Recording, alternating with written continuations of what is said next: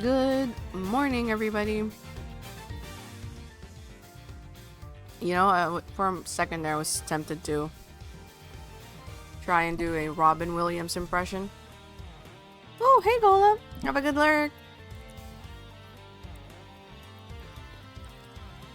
If you know, you know. If you don't know, you can ask.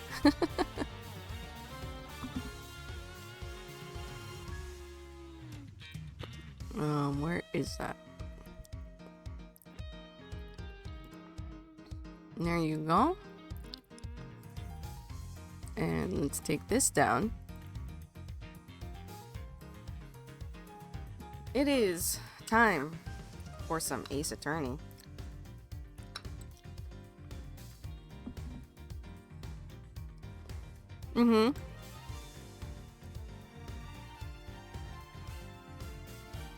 Specifically from Good Morning Vietnam. Titular title. Did I watch that movie in full? I don't remember. But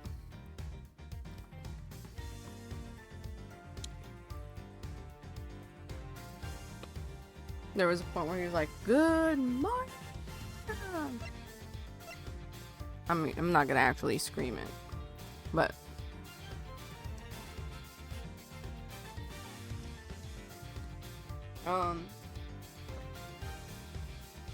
I'm somewhat hesitating to start because I'm not done with breakfast yet. And this game is just like reading. Good morning, Seattle, but that's alright. Yeah, it's Good Morning Vietnam.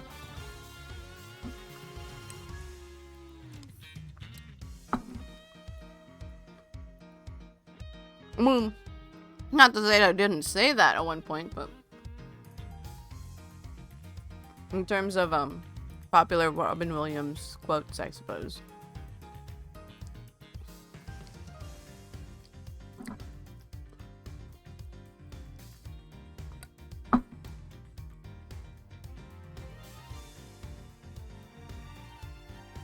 My favorite movie, it's called What Dreams May Come. Do you know that movie?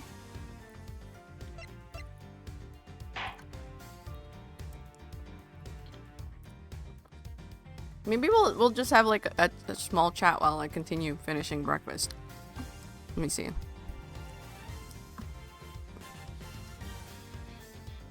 Chatting.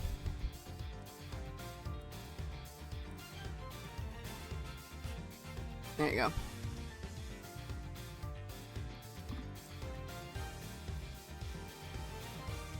You don't? Oh, it's a great movie. Well, it's hard to say. It's a great movie because, you know, your taste and my taste, I don't know if our tastes align. But I definitely love that movie. It's about death. It's about Robin Williams waking up in this perception of heaven. And that movie is gorgeous. I don't think I've heard of Awakenings. What's it about?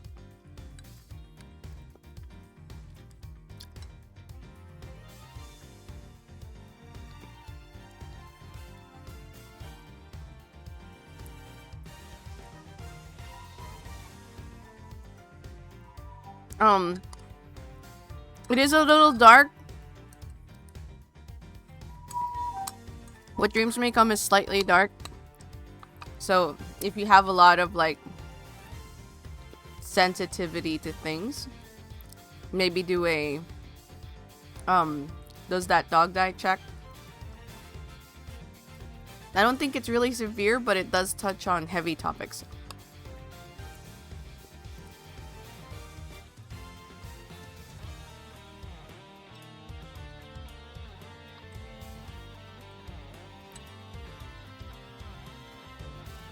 So, and that's basically for any movie you watch. If you have like sensitivity, like this is for everyone in chat basically. If you're curious about a movie but you have lots of sensitivity and stuff like that and the movie doesn't have clear trigger warnings, you can do it's a site called Does the Dog Die? And it basically has a list of movies and the things that could trigger people. Like, it's basically a site full of trigger warnings.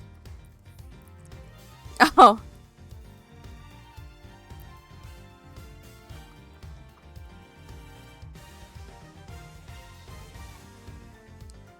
Wow.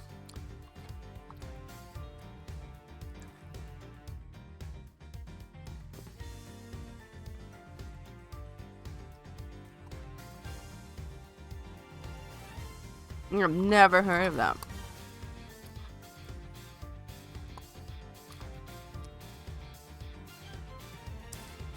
I mean, it seems like it. I wonder if they did the same thing there with Patch Robbins. Patch Adams, sorry. Because, like, Patch Adams was a good movie, but very not accurate portrayal of the actual person and their life.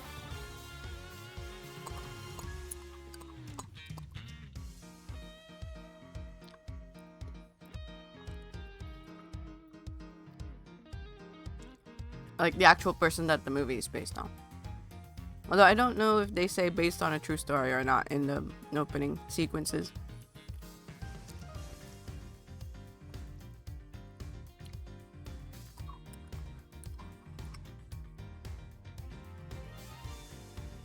Well, you've got to watch.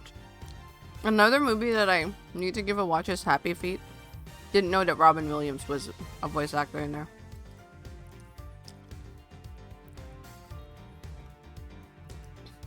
So, Patch Adams is based on a real person, but don't take that movie as how the real person thing went about. Because, for example, they put a...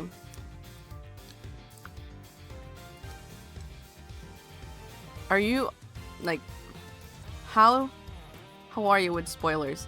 Like, I'm not gonna say any specific detail, but this does reveal a part of the story, in a way.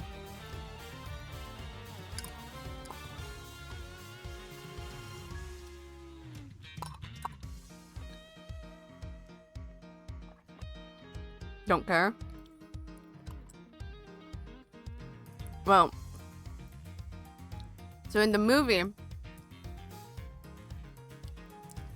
they put a romance subplot, but I believe that in the actual reality, a romance subplot didn't exist, and I think that the person, the female doctor, in actuality is actually supposed to be a guy. Like, they were just like buddies or whatever. I don't remember the specifics, but they changed that for the movie.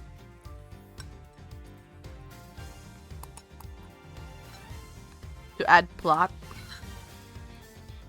Irrelevant plot. False plot, but plot. But it's still an okay movie. Yeah, for the plot. No actual...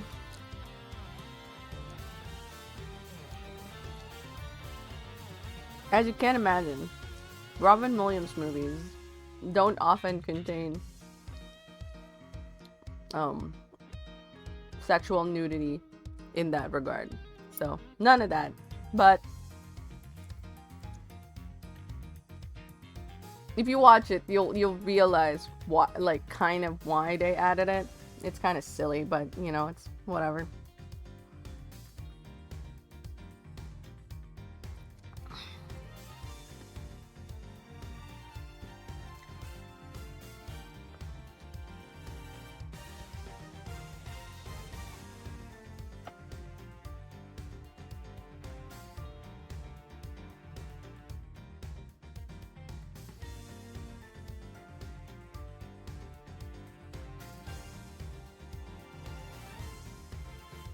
Oh, that's cool. I don't know if Good Morning Vietnam is based on a real story.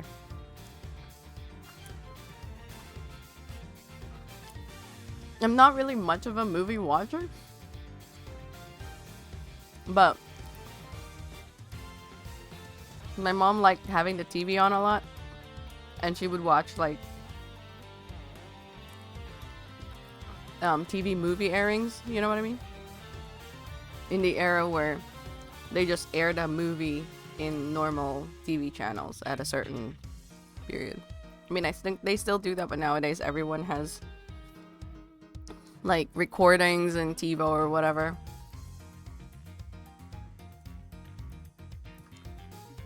So I watch movies in that aspect.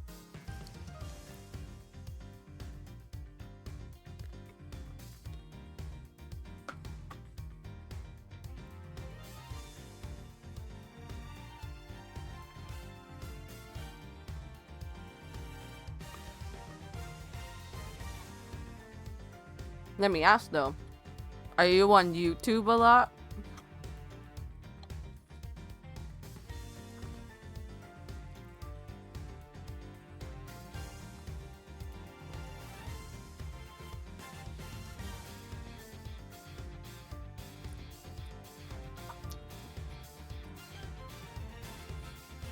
Because if you are, you're still glued to the TV.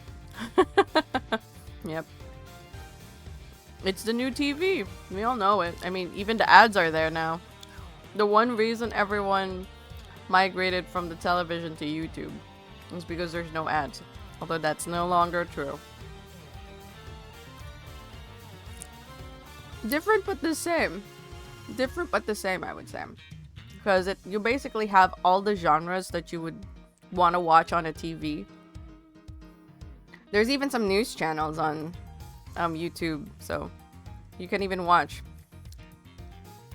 You might not see the ads, I suppose, if you have like a blocker of some sort, or if you have their premium, which I refuse to pay, so I just see the ads. But I also live in Japan, so the ads are not like awful all the time. Although nowadays I'm getting like really dumb ads of local Japanese businesses. Not like super local, but there's basically a home furniture store called Nitori here. And they have these ads now where they have AI readings of English scripts. So like the ad is clearly still in Japanese because you see the, oh, why did it all turn black? Oh, it's kind of creepy. So you see like this person speaking is like clearly still speaking in Japanese, but it's like, I like my, what's a good example? I don't even remember what it's saying, but I'm just like, why? Just say it in Japanese. This is so dumb. Hire a voice actor.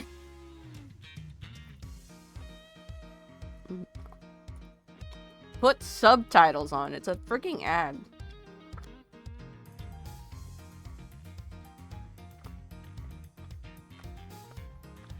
Like, I'm even less interested. But I have a very strong stance against AI currently, so, yeah. Yeah, exactly. But it's like, another problem with it is that the script isn't really checked, so it has that awkward sounding English. Like you just put something in a Google Translator and then had AI read that.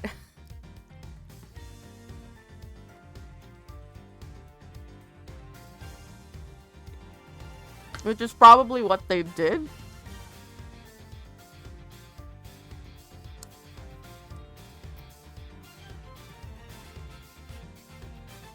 So,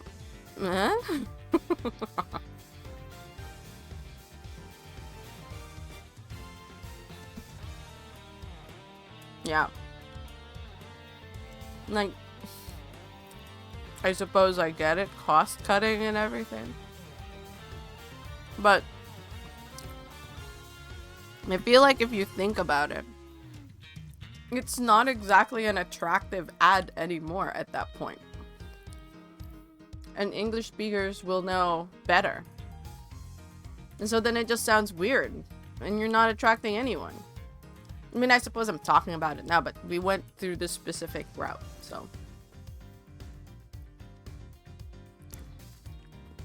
But it's called almost, no, it really is. It really is. It kind of sucks because in all actuality, I can see where AI could have been used as like a supplementary thing.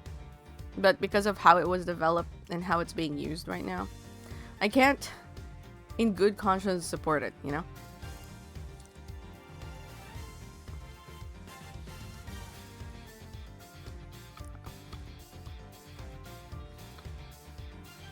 Sometimes when I think about stuff like that,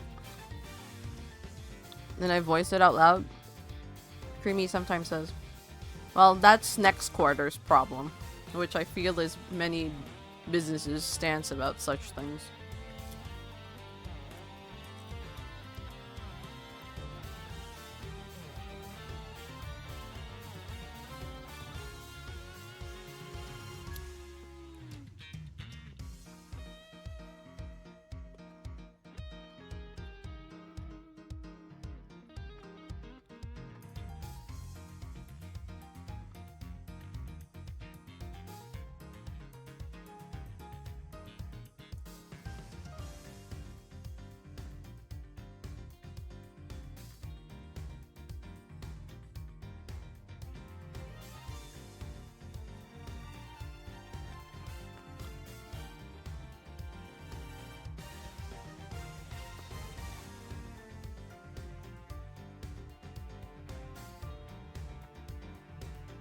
Is this picking up my chewing? God, I hope not.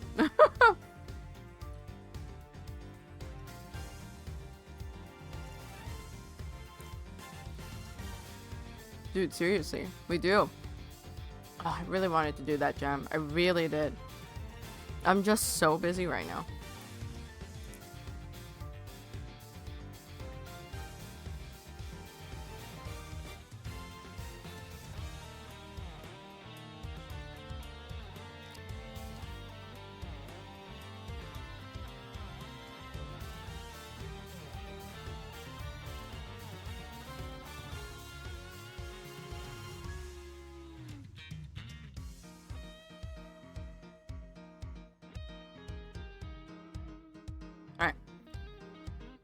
Let me put away all these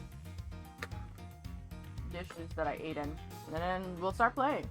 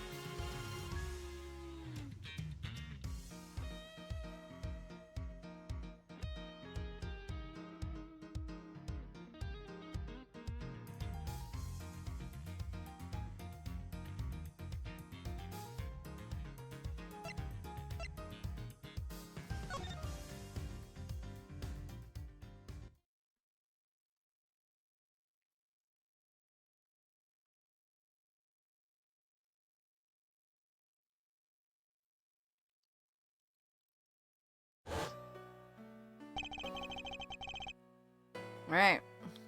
It only took me 30 minutes to finish breakfast. I think I read this last time. I'm not pressing any buttons, by the way. It's auto advancing. Ah.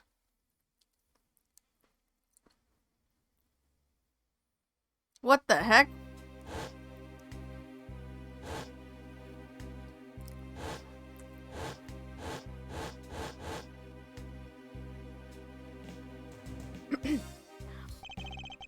Yes.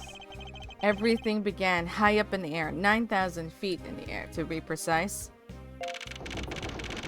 Thank you for flying Go You Airlines. We are currently experiencing some slight turbulence. We are asking all passengers to please return to their seats and fasten their seatbelts. My best airline attendant voice. What? What?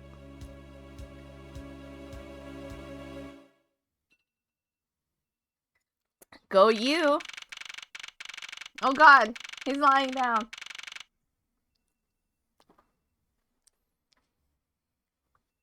March 12th, 6:13 a.m. Flight G390, first floor, lounge.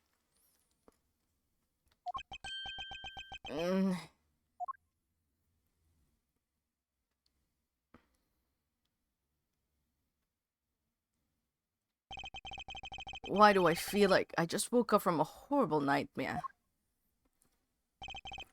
6:13, huh? I guess I was out cold for about 10 minutes. Slight turbulence indeed. Ladies and gentlemen, we are currently experiencing some slight turbulence. For your safety, we ask that you return to your seats and fasten your seatbelts. I suppose turbulence is to be expected on a flight.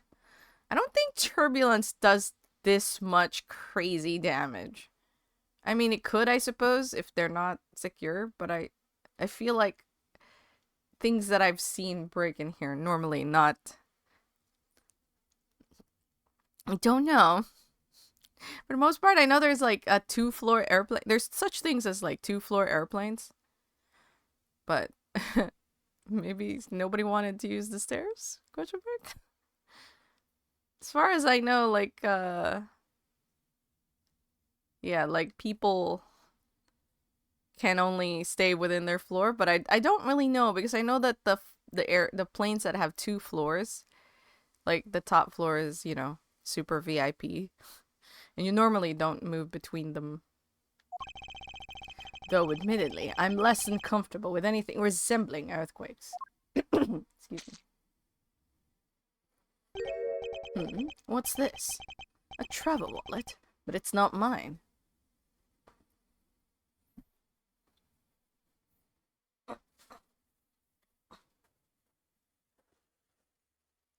Yeah, there's 2-story planes.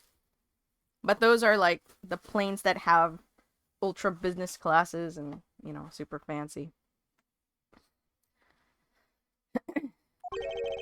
How did someone else's travel wallet wind up in my pocket?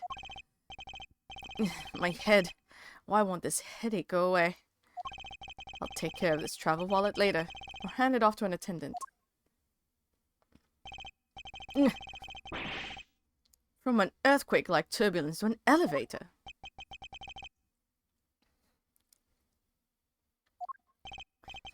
What am I doing hesitating like this? Actually, I know full well will I hesitate. This was when I was still but a young child. Ooh, hello, ever after. Eventually you'll have Skycape. No, seriously. I was caught up in a murder that happened in an elevator. But how long am I going to let my past haunt me? It's just an elevator. I'm a grown man now. I need to behave like one. You know, trauma's trauma, Edgeworth. It's okay.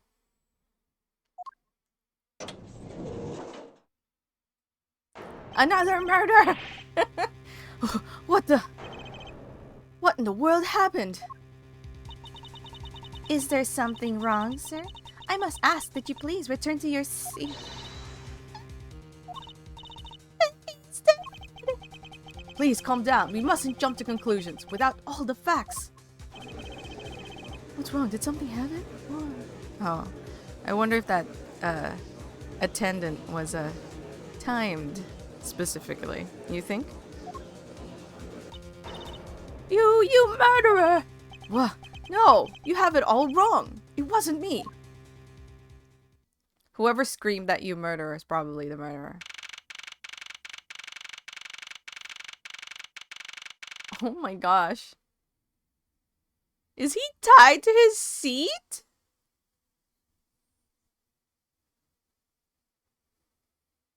He's absolutely tied to his seat. This is why you don't put elevators on planes. Perfect, yeah. It's more likely that the guy with all the booze is the murderer, with all the wine bottles that was like strewn about. March 12, 6:41 a.m., flight GC90, second floor, first class. Everyone, I'm sorry to interrupt, but I have an important announcement. She's absolutely the murderer. Sorry. I'm already accusing people. We don't even have any proof. I'm one of your flight attendants today, Rhoda Tenero. I mean, I don't know why his oxygen mask is already down, since he shouldn't be, but... Unfortunately, we have just have a minor minor accident. On this flight. Accident? Don't treat us like we're stupid. I caught a glimpse and it was a murder. What murder? What's going on with this flight? Everyone, please come down. There's no reason to panic. This flight will stay on course and makes a scheduled landing. We are still currently in the middle of a rough patch of turbulence. So until we are out of this area of turbulence, I ask that you please remain seated. But someone was killed, right? I mean, what about the killer? Let me off. Please, there's no need to feel threatened. Also let you off? Like at how many feet in the air? We have already apprehended this culprit. Wow. I ask that everyone please remain calm. What the heck is he talking about? Why should we remain calm? My name is Miles Edgeworth. I am a prosecutor, and I assure you that I am not the killer. Ha! Being a prosecutor doesn't make you incapable of murder, buddy. Now you listen here. I'm not the killer. I simply found a body.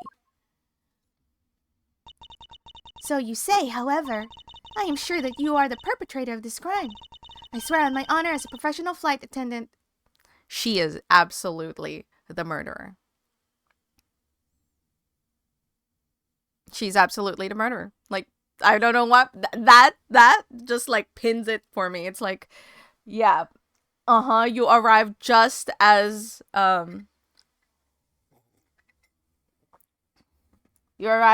Edgeworth opens the door, but not before.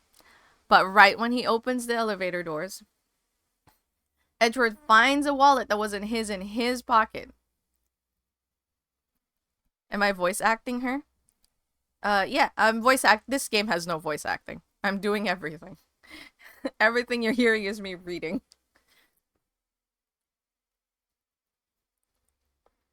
Unless you're talking about now, because obviously I'm not. I'm saying that she's the killer. Oh, is that right? I know what I saw.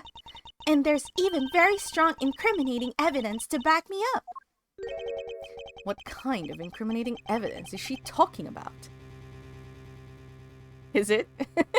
Well, thank you. We've already alerted the proper authorities at our destination. Until we land, you will remain in our custody by the powers vested in our captain. I'm very sorry, but please understand our situation. Your situation? I'm more concerned with mine and the direction it's going. I'm not about to just sit idly by when I get accused of murder. Miss Tenero, is it? Yes?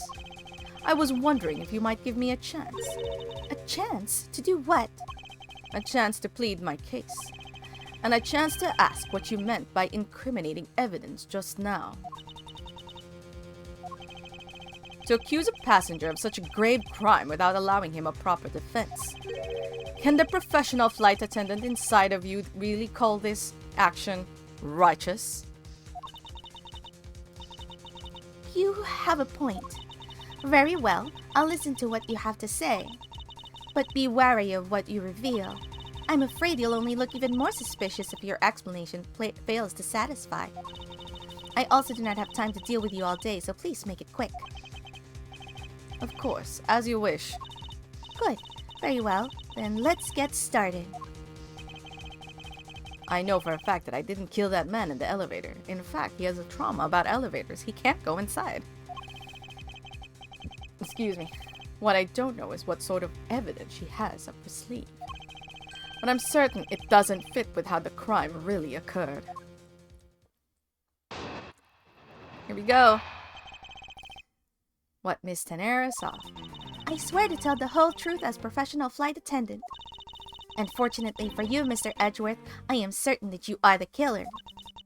The scene I saw in front of the elevator. It was you standing there with fresh blood dripping off of the murder weapon. So if you would please cooperate, we'll turn you over as soon as we land. Wait, a wallet? Yeah, sure, a wallet killing someone. No, right? She's so... The thing that gets me is that she's so absolutely sure. No one is absolutely sure. As they say, only Siths speaks in absolutes. Alright, time to press. That's it? That's her evidence. I don't think you could ask for a more perfect witness testimony. Wouldn't you agree, Mr. Edgeworth? Not really. It's hardly perfect when there's a gaping hole in it. Alright, let's press.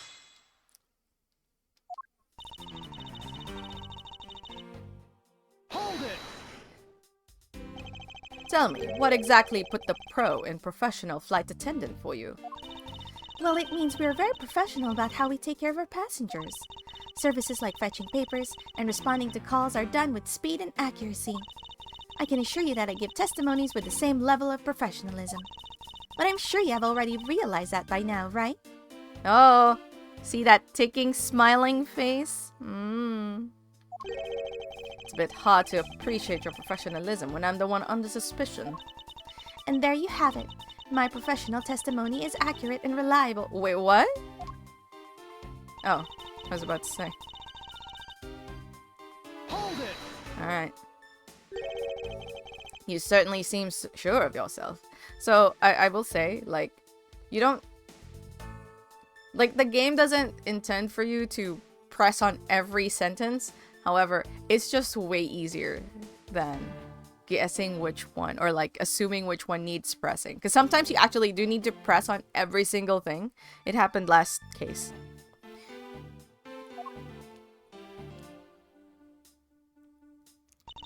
Of course, a professional flight attendant can't afford to make mistakes after all. Perhaps, but you must admit there are few who can look at a murder with a clear mind.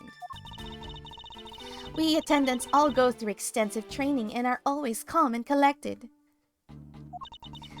We'll even calmly serve you coffee if you so wish, as the plane makes a splashdown. I fail to see how that would be the calm and rational thing to do in an emergency. Even until the bitter end, we are to serve the passengers. That is the duty of all professional flight attendants. Okay, 1 second.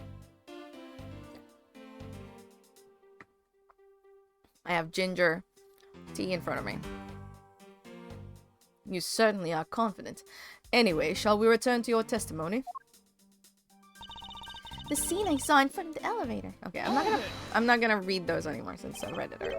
Yes, what did you see in front of the elevator? That's what I was just about to tell you, Mr. Edgeworth. Framed by the elevator doors and bathed in the light of coming from within. Hold it! Right. The murder weapon dripping with blood. Really now? I swear that was the grisly scene I saw before me. Thank goodness it wasn't a passenger who saw, or there'd be widespread panic by now. As I recall, you were quite panicked yourself at the time. Excuse me? You were scared enough to misread the situation and accuse me of murder. Nonsense! Professional flight attendants cannot afford to be that flustered. I witnessed the murder scene and I'm now listening to your defense, all with a smile. Twitching smile. Note. Apparently, you also lie with a smile on your face. Hold it! I'm not the culprit, and yet you would keep this restraint on me? Mr. Edgeworth, please try to understand what kind of situation you're in right now. And what exactly is my situation? I have the backing of the captain to keep you bound this way. We are within our legal rights to restrain anyone who might threaten our captain mid-flight. In essence, you're in the same situation as someone who has been under-arrested by the police. So I'm to stay restrained until I can clear up all of her doubts? At least I'm close. Her mistake shines like the silver lining on a dark, thin rain cloud. And I'm going to capture some of that light with evidence. Alright, so we have to present...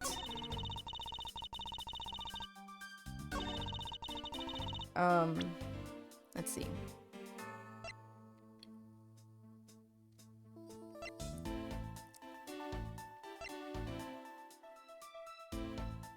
Hold on. We can actually look at the details right here. Oh, I can't?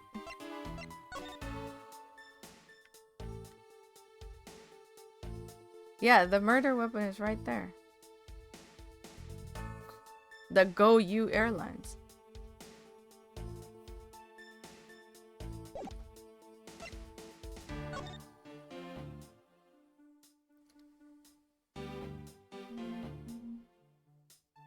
Murder happened 6:30, which is a little after meals. Yeah, it looks like a trophy.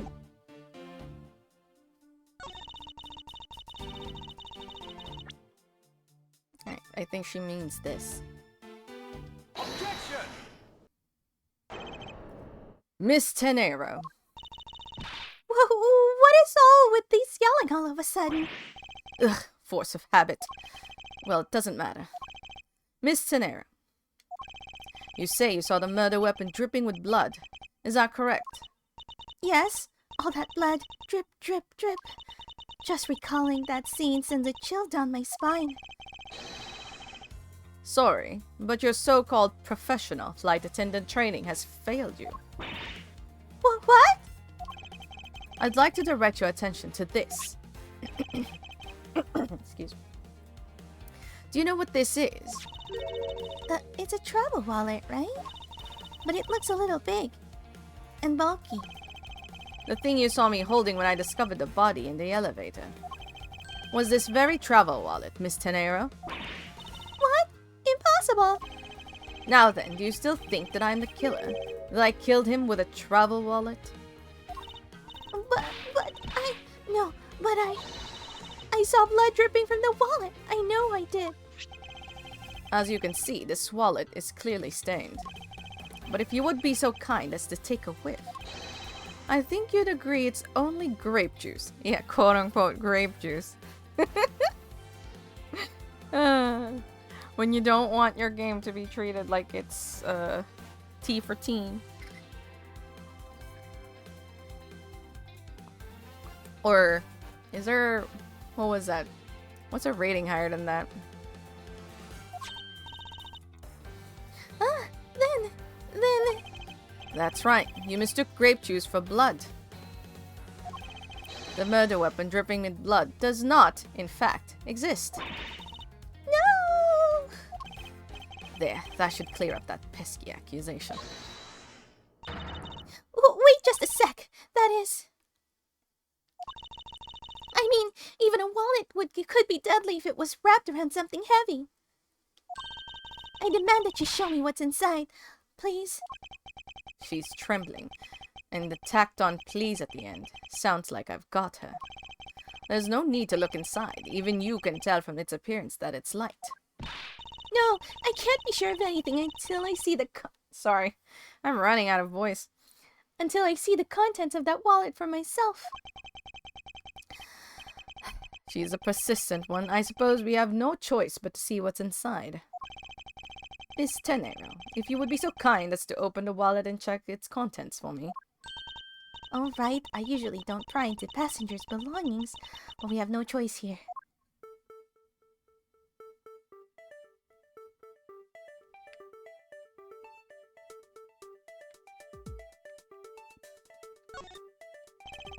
Grape juice stains the outer cover. True, it was I who dropped it in the juice. However, I didn't do it out of ill intentions. Okay, just that and this.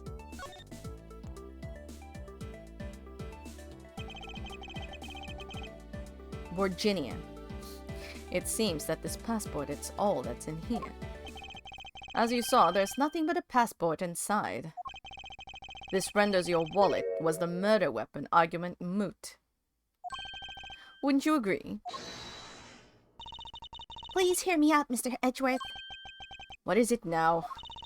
Well, I was wondering whose passport is it exactly? Can I take a look? Why not? I'm rather curious myself. Hicks! Type P. Surname Hicks. Given name Acby. This is... Just as I thought. This travel wallet belonged to Mr. Acby Hicks, which makes it the victim's property. You stole the victim's wallet. Or didn't you? How dare you? You said it yourself. You claimed to be holding this wallet in your hands when I found you. Type P for passport. Yes. Perhaps I did misconstrue the wallet for the murder weapon, but it seems that I wasn't wrong about who the culprit is. Ooh. As you claimed, the murder weapon is not the travel wallet. However, it is something you stole from Mr. Hicks after you were done with the vile deed. I find it hard to believe myself, but your motive was very simple. You were out to steal Mr. Hicks' money, weren't you? So even though I didn't have the murder weapon on me, you still suspect me, I see. You stood up at the crime scene with the victim's wallet in your hands. How can I turn a blind eye and not suspect you of foul play? Alright.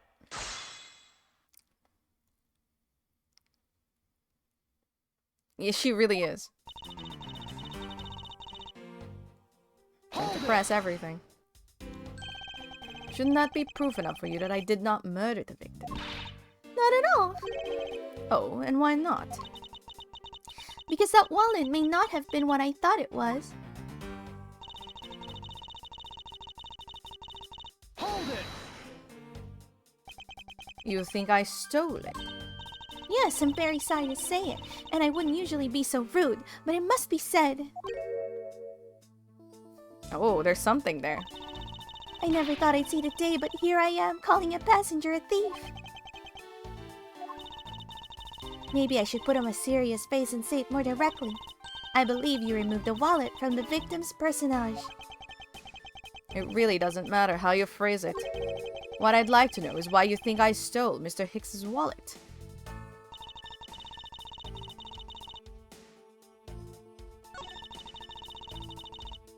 Hold it! You think I was after his money? But where did that cockamamie idea come from?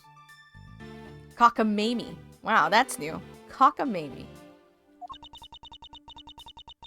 True, you are also a passenger in first class, but I thought something was off about you and those deeply etched lines on your face. On your forehead. What is wrong with you?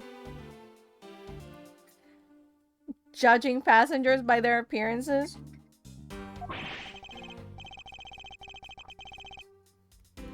They're not lines. They're perfectly normal and a part of my natural face. I don't think I've ever met someone with such a terrible countenance on a flight before. Wow! She is so rude. And that's when it hit me. You had the face of someone with money trouble. What the fuck? She really is making a fool of herself, pursuing this line of logic. I should spare her and present a piece of evidence that contradicts her testimony. She needs a nap. Yeah.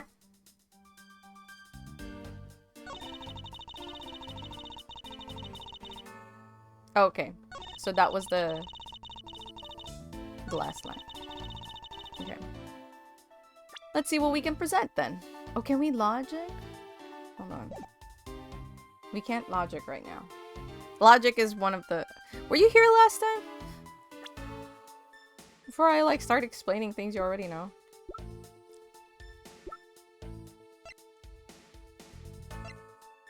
You know, she probably was accused of being a thief.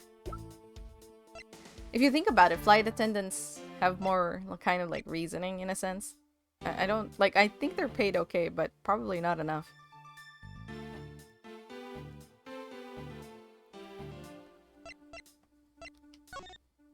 Yeah. Let's present this, because as you can see, the money is all over the floor. Objection! I wonder if I might get a word in, Miss Tenebro. Well, what is it now? Miss Tenebro, I wonder if you noticed the contradiction within your own testimony. Well, what are you talking about? It is simply impossible that the motive for this murder was monetary theft. One glance at the crime scene should have told you that. What about this scene would prove that the motive for the murder was not the money? It is the money. Take that! If I may direct your attention to the things strewn all over the floor. Ah, That's right. The floor is covered in bills and coinage. By your rationale, these were the very things that the killer was after. I think we can assume that the wallet fell during the victim's struggle with his killer. And I would think that the killer would have noticed something like money scattering everywhere. Furthermore, as you can see, there was no effort made by the killer to gather the money. but the wallet. Objection! Ah, yes, the wallet. You will also recall that the only thing in it was Mr. Hicks' passport. You are really insisting that it was crime based on greed. Then you're claiming that it was all for an empty travel wallet. Forgive me! Please! Got it. It's over. Hey, what the heck? Are you saying that attendant's wrong? So that guy isn't a killer? Don't believe it, everyone. It's a trick. Ugh. Will you all please be quiet? Miss Tenebro, Yes? you lost your cool when you saw the dead body. Plus, the lounge was dark and looking into the light from the elevator. It's easy to see how you mistook the wallet in my hand for the murder weapon. I take no offense that you thought that I was the killer. Mr. Edgeworth. Thank you for releasing me.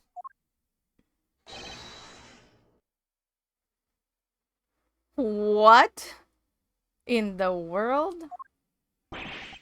What is it now?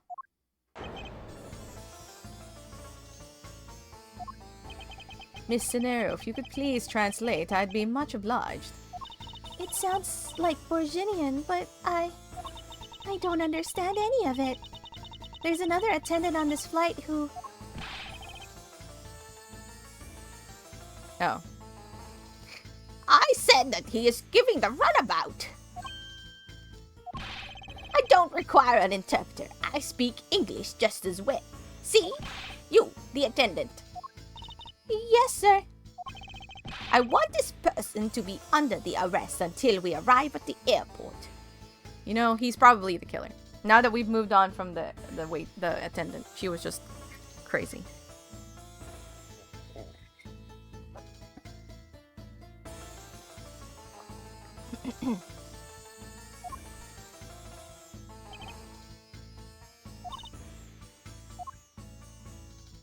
I'm sorry, sir, but what exactly are you hoping for? What is it that you want? I'm finished talking to the likes of you. Please, I would like to hear why you would like for me to be held under arrest until we land. How dare you try to waste my time? You have a jug in your seat. You were the one who stuck your nose into my affairs. I wanted to spend at least even one more second with my precious art. I have no time for other things. I know what you are. I see through you. Insolvent. Yes, I'm pretty sure that's how you say it in English. Well, I should hope I'm not monetarily bankrupt, but I don't think that's what you meant. I'm sorry, but I don't think I caught your name. I am Zinc LeBlanc II. I am a very wealthy man in Borginia. But I am not an ordinary rich man. I am an art dealer, a rich seller of beauty. Mr. LeBlanc, what did you mean just now? Pardon? When you said that Mr. Edgeworth was giving me the runabout. I have to explain? Unbelievable. I will say it once and only once.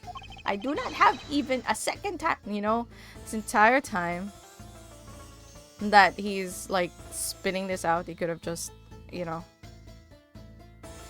Time is money, as they say. Yes, and yet you continue to blather on. Oh, thank you, Edgeworth. Can I just say, look at the poster on the top right. It says license to love, laugh, maim, and murder.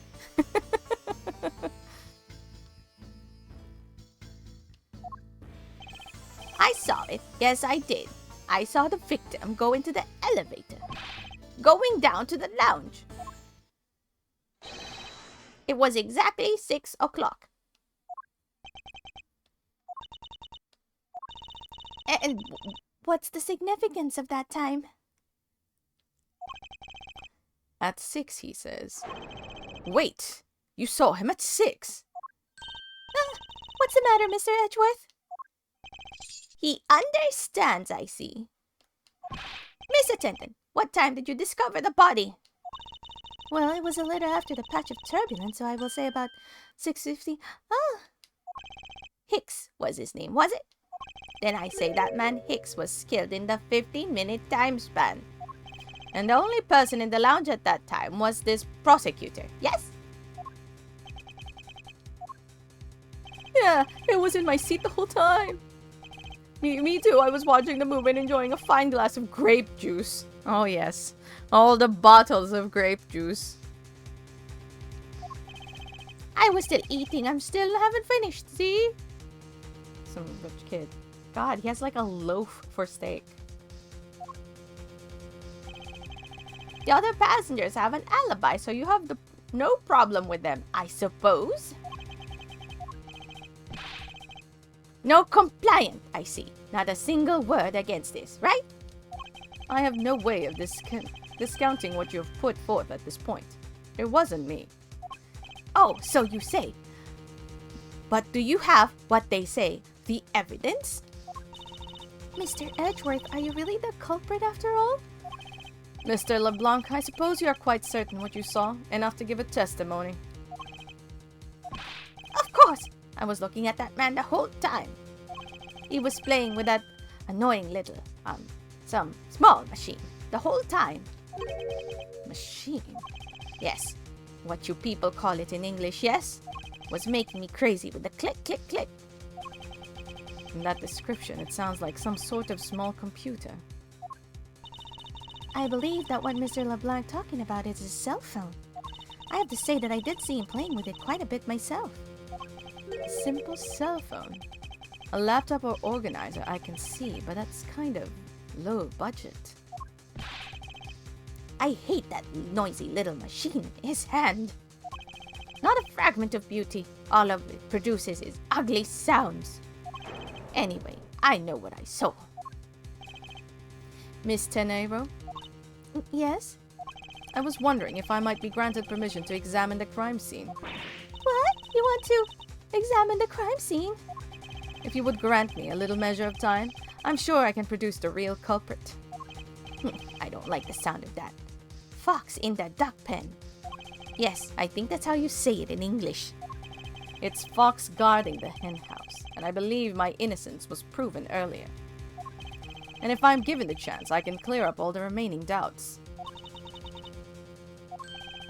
Mr. Nero, if you wait until we arrive, there is a good chance that some evidence will have been destroyed by then. I understand. Let me see what the captain has to say. Ha! This should not be approved.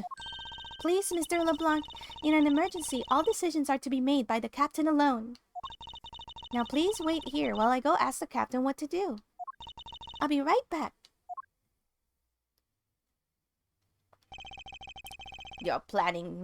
You are not planning to erase evidence when you are doing your investigation, yes? Of course not. Ha! We will see.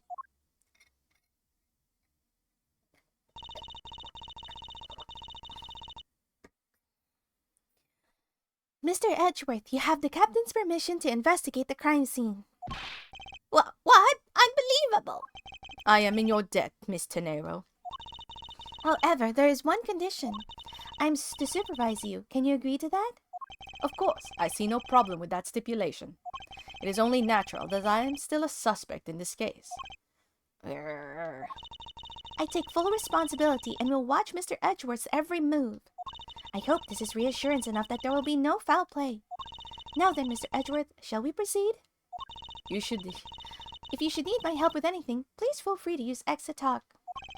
It's time to head to the scene of the crime, the first floor lounge.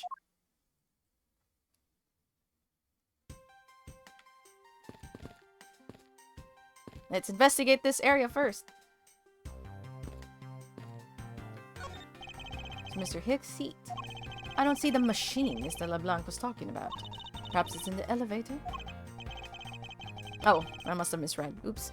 Maybe. We should probably head down to the crime scene now. Wait, I should at least... I wanna, like, talk to everyone first. Wow, why is it, like, lagging?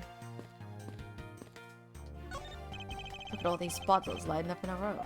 It's a miracle they made it through the turbulence without a scratch. Actually, we asked a drink vendor to clean up all the ones that did break earlier. Then, you mean to tell me he put all of these up here after the turbulence? We are simply thrilled to have someone so interested in the variety of drinks available. I don't think anyone should drink this much. There's such a thing as overhydration.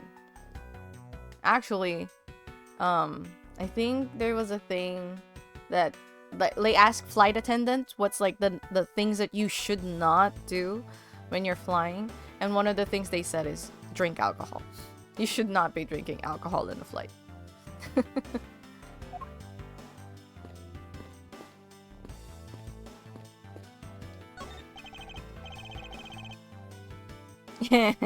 Yeah. Hey, miss, how about another glass? Excuse me, but I was wondering if you know anything about the murder. How about it? How about a glass together? I'm sorry, but I must decline. Wasn't talking to you, I was asking the cute attendant. I'm sorry, but I'm on the clock right now. But if you need a refill, I'd be happy to bring you another glass at any time. You got it, Toots. That's no way to talk to a lady. One very large parfait, although I could easily finish it off by myself. This parfait is a Go-You original, the Go-You parfait. The Go comes from gorgeous, while the U part comes from yogurt. When you combine the two parts, you get Go-You. Except there's no U in the yogurt. Can I talk to him? I may have a word with you. This steak, so much awesome. That's great to hear. However, I would like to ask you a few questions. I was here the whole time, so I wouldn't know. Eat or speak. Please pick one. Yeah, Gogurt. I think he chose. I think he chose to eat. Yes, I can hear that.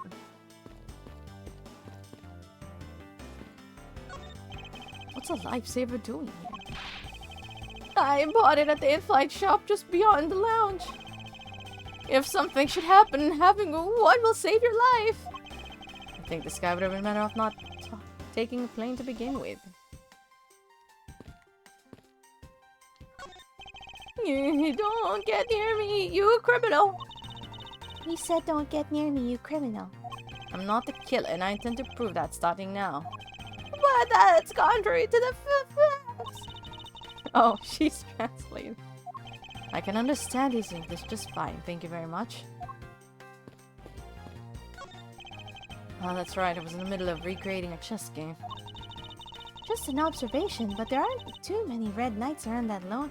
Aren't there too many red knights around that lone blue pawn? Nonsense. It simply shows that the blue pawn is no match for the red knight's might. Is this like his recreation of Phoenix and him at court?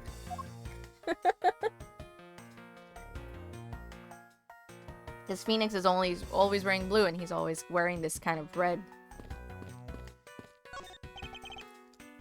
It's my seat.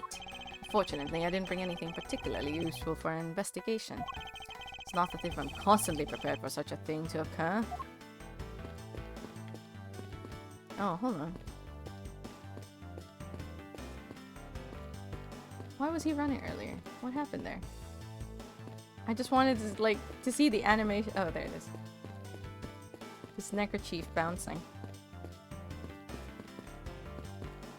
Oh, I can't investigate it? Mr. LeBlanc seems to be protecting the gargantuan vase on a chair rather closely. It's a marvelous vase, though, isn't it? Yes, I dare say so as a professional attendant. I don't think there's any real connection between a piece of art and being an attendant. But I'm just not any old attendant. I'm a professional flight attendant.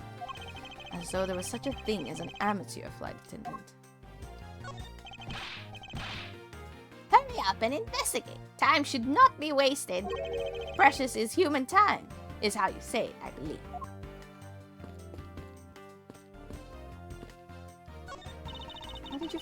How did you find your meal to be, Mr. Edgeworth? Come to think of it, I forgot all about it. Must have been asleep or something. Oh, I'm terribly sorry. Let me prepare you something right away.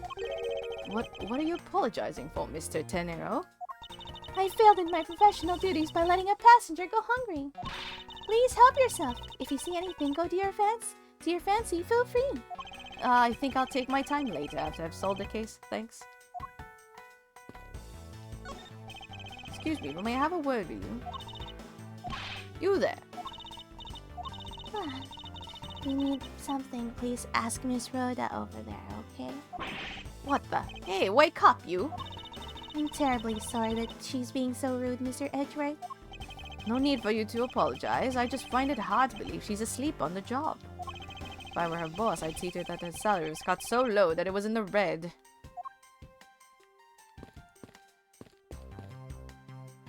Okay,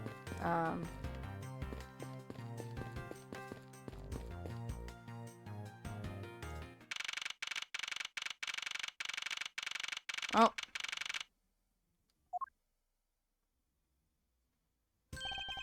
I want to thank you for your help back there, Miss Tenero. It was nothing. You should thank the captain for granting you permission. And just so everything is perfectly clear, I still don't trust you. Your standing with me hasn't changed one iota. I see. I will bear that in mind. I received an order from the captain earlier. He wanted you to know that we reserve the right to stop your investigation if we feel you are not making progress. And when we do, he asks that you please return to your seat at that time. So my time runs out and is at his crew's discretion, does it? I have to find a way to discredit Mr. LeBlanc's testimony before time's up. I understand. By the way, is there any place you can think of where the killer might hide on board? I don't think so.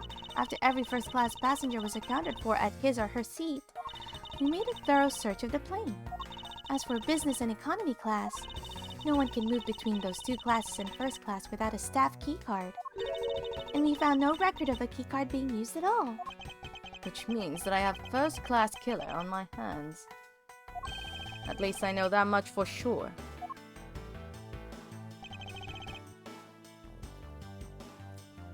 And one other thing. No one else has been allowed near this crime scene since the murder was discovered earlier. Time to investigate. Now then, let's get started. But where should we start from? Let's start with Mr. LeBlanc's statements. The crime occurred between 6 a.m. and 6:15 a.m. During that interval, the only person in the lounge was myself, which would make me the prime suspect. However, since I did not kill Mr. Hicks, it means that the killer was around somewhere. If you are to believe what you say is true, then yes. The first orders of business will be to gather information to win your trust. Alright. What floors does this elevator service? Only the first and second, although it can also go down to the cargo hold. However, that requires a flight crew keycard. So only the floors accessible to the passengers are the first and second, huh? Won't rest until I've inspected every suspicious-looking nook and cranny. Alright. Can't go up there. I doubt anyone was expecting to find a dead body in an elevator on this flight. So Mr. Hicks, he's really dead? Yes. She's trembling, although I can't fault her for that when there's a corpse right there. Mr. Hicks, you're really dead, then please answer yes. Okay. I see she's over trembling now, although a new symptom seems to have appeared. Anyway, I should focus on the victim's body. Let's see. There's blood on the back of Mr. Hicks's head. This be the cause of death? It appears to have been struck very hard. Even his glasses are broken.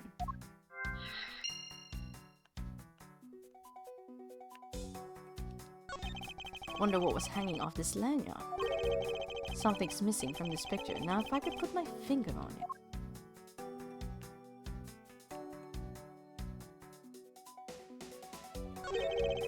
There's something sticking out of his pocket. Hope you won't mind if I take a look at what's inside. It's a picture. It looks like it was taken inside a building somewhere.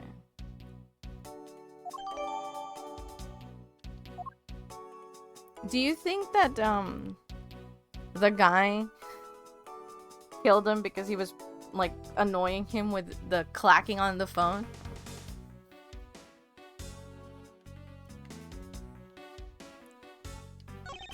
What's this sinister looking figure on the floor? Oh, that's Piggy Bank of our company's mascot, Captain Ugo. It's just one of the many pieces of merchandise we sell in our in-flight shop. This bank is a limited edition, and is so popular that we're down to our last one. You have an in-flight shop? Yes, it's just beyond the lounge to the right. The shutter to the store is closed at the moment, but it was open the whole flight up until Mr. Hicks's body was discovered. There's blood on here. Could this have been the murder one?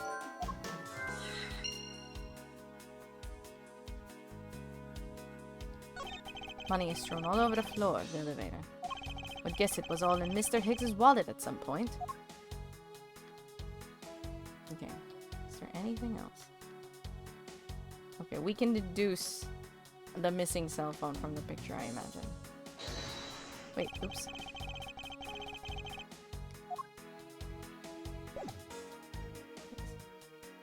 This.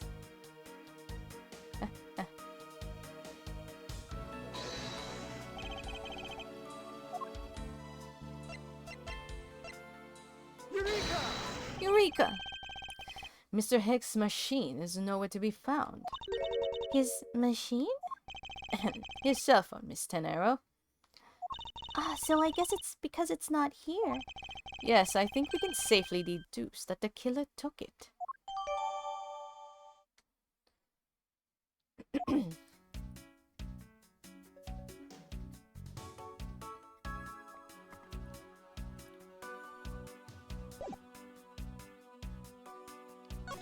No.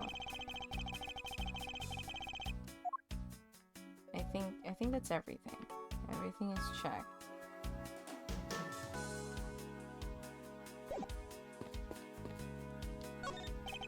I pity that the bronze statue knows not when a good drink has been spilt at its feet.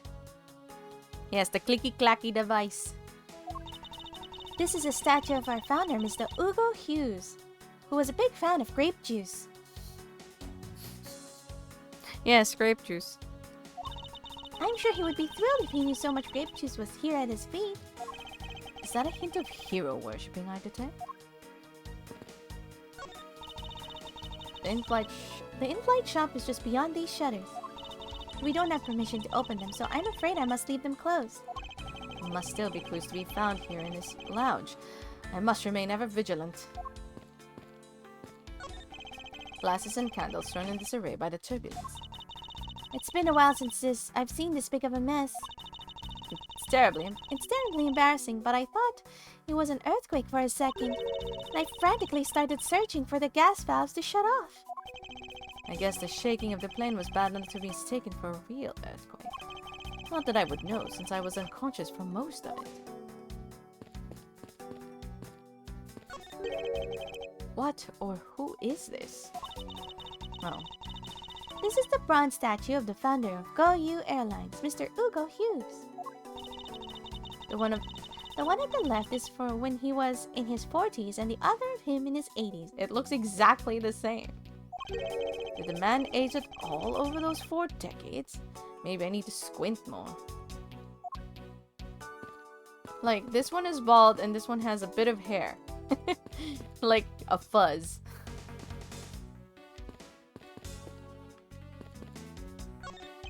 These counter windows offer a glimpse of the sky.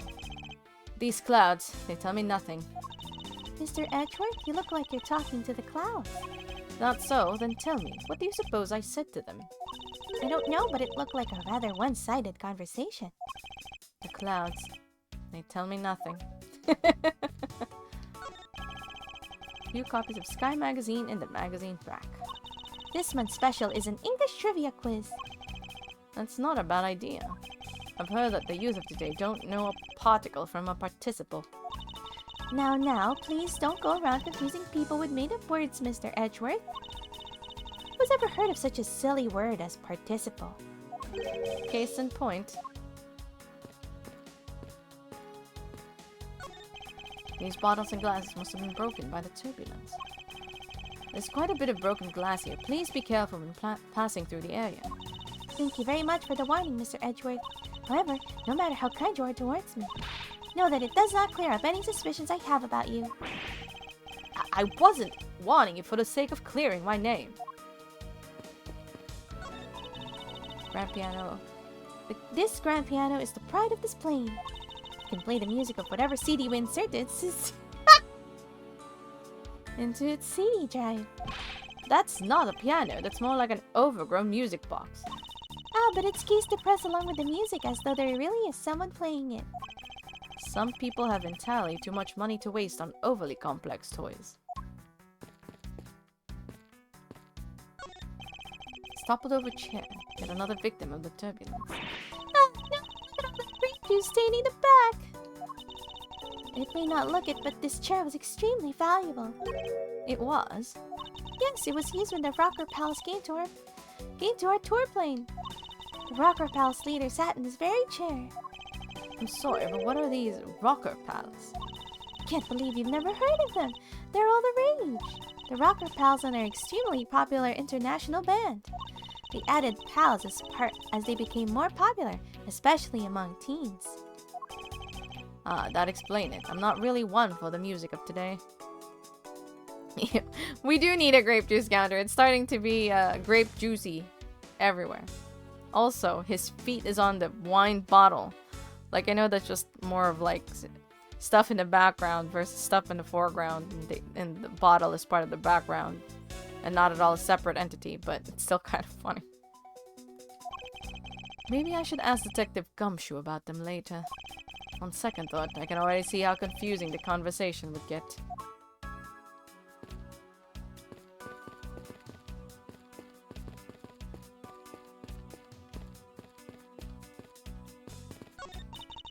This door leads to the flight attendant's room. But please understand that it's off limits to unauthorized personnel. The room is giving off the scent of women's perfume. One would think that perfume would smell great. However, to me it simply smells. Not that I have any interest in what lies behind this door. Perhaps we should return to the investigation, Mr. Edgeworth? Mr. Edgeworth? Sorry, I spaced out for a second there. That's weird. What was that about? Let's logic.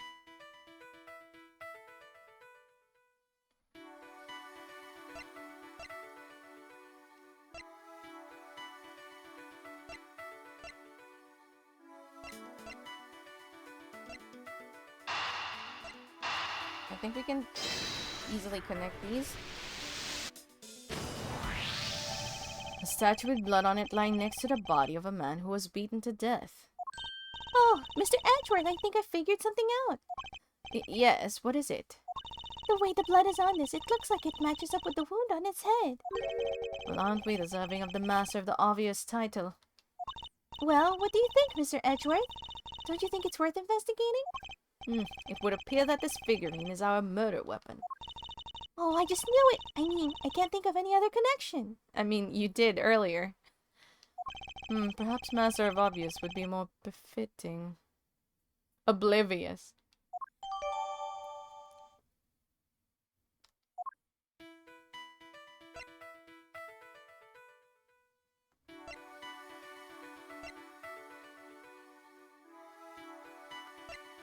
I don't know if we can...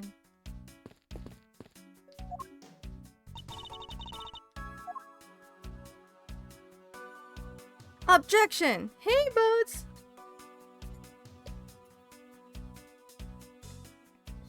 Have you played these games before?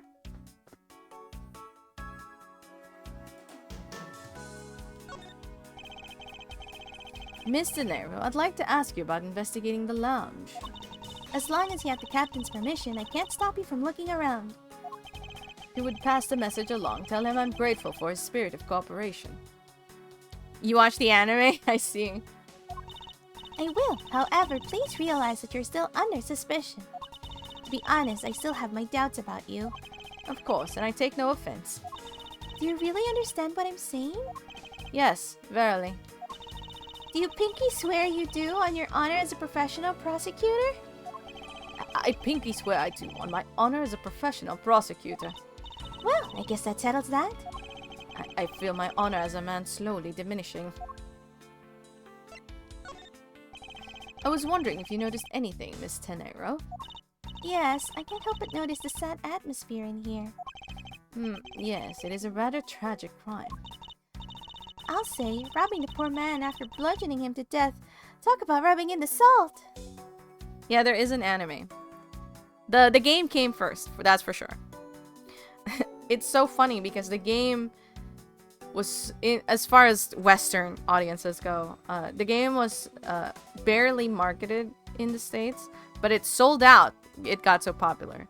And Captain was like, I don't know. I don't think it's popular enough. And it took a while before they released the second game. And every single time, Capcom seems to like hesitate. Like it was never gonna sell well, but every time it sells really well.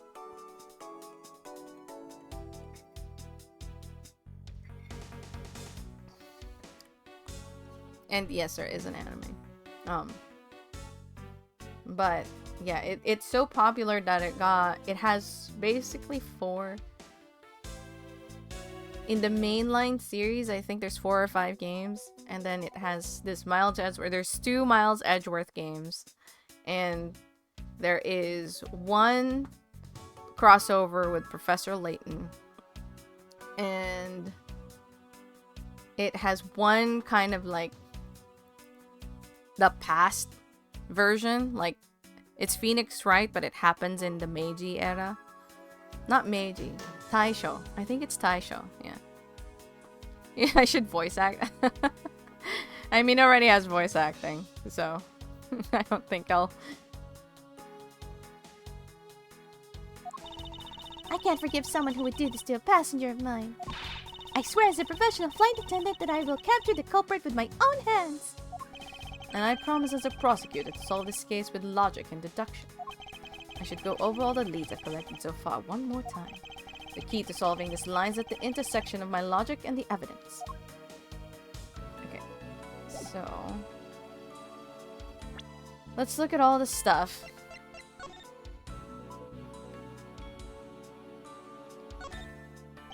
There's some blood on one of the corners. Could this piggy bank be the murder weapon?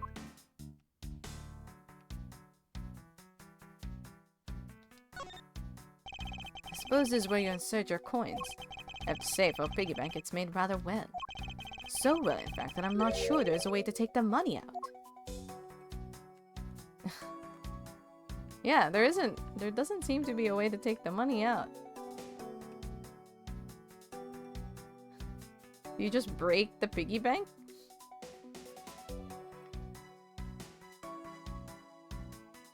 You love Layton? I love Layton. I've played all 3 games.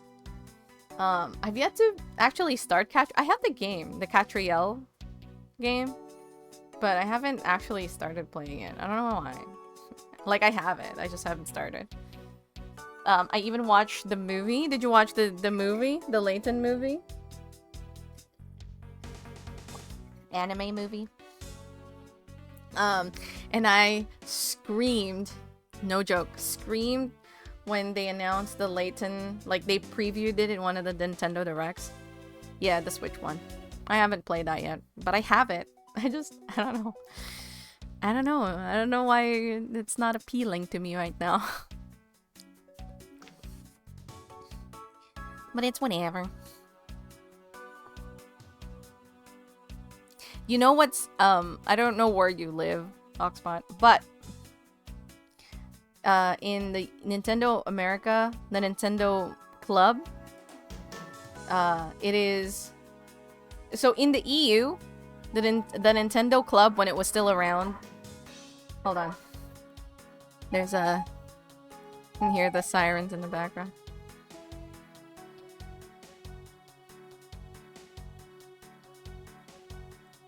Wow, something big's going on. That's several...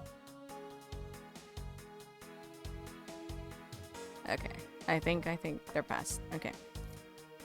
So, in EU, in their Nintendo Club, if you had all 3 games, you could, once you register it, you could get a little slipcase that you can fit all 3 games in. And in Nintendo of America, they didn't have that, so I was a crazy person and actually went to try and order it from the EU site.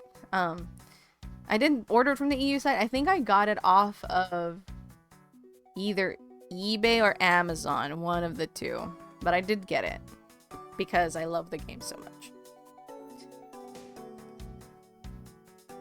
I have the Revoltech Layton figurine, and I have a figurine Nendoroid of Layton. They didn't make one of Luke. And did you see the new game that's gonna come out? Luke is like a teenage. He's grown up. Ugh. Oh my gosh. I wonder what happened. That's like the 3rd one now. That's like a fire truck.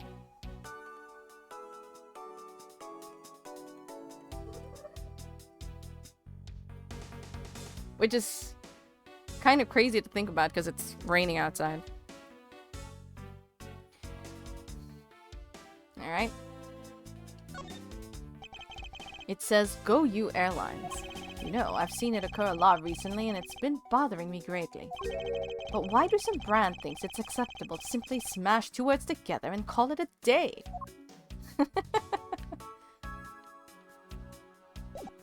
Alright.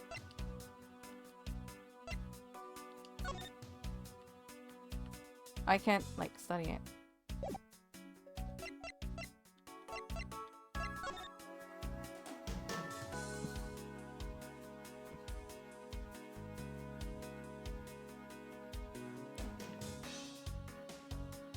Oh, that movie is part of their entertainment.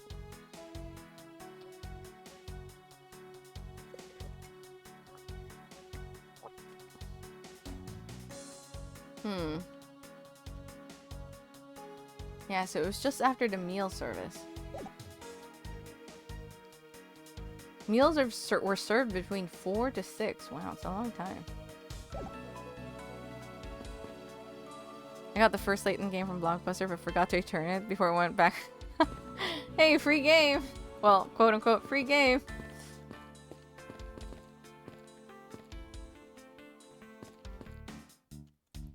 Okay, I have to logic something.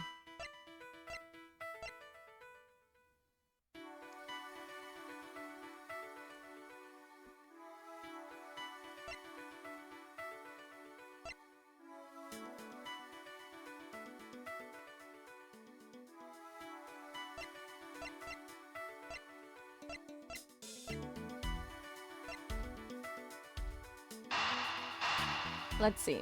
We have enough. True, there wasn't anyone else in the lounge other than myself right before the turbulence. But if the killer was in the elevator along with the victim, then that's a different story.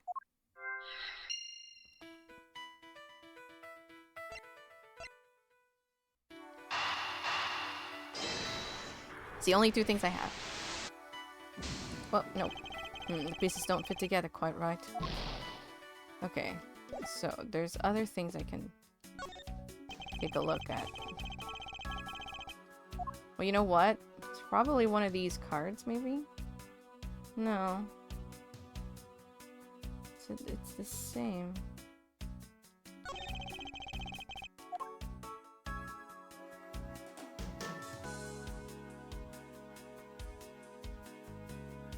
I can't go up there where the elevator thing is.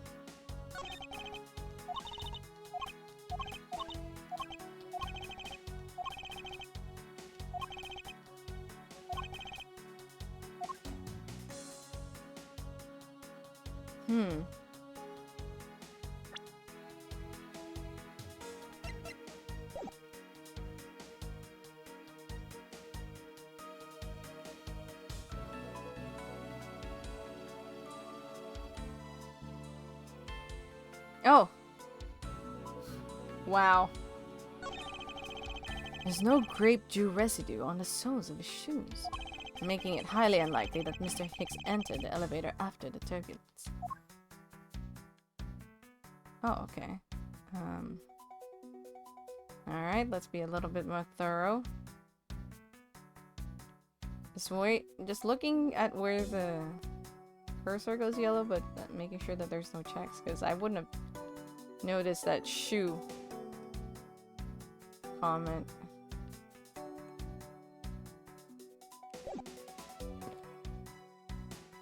I can't really...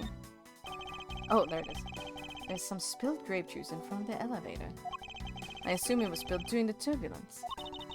Oh, we must clean up some of that or someone might get hurt. Aha! What is it, Mr. Edgeworth?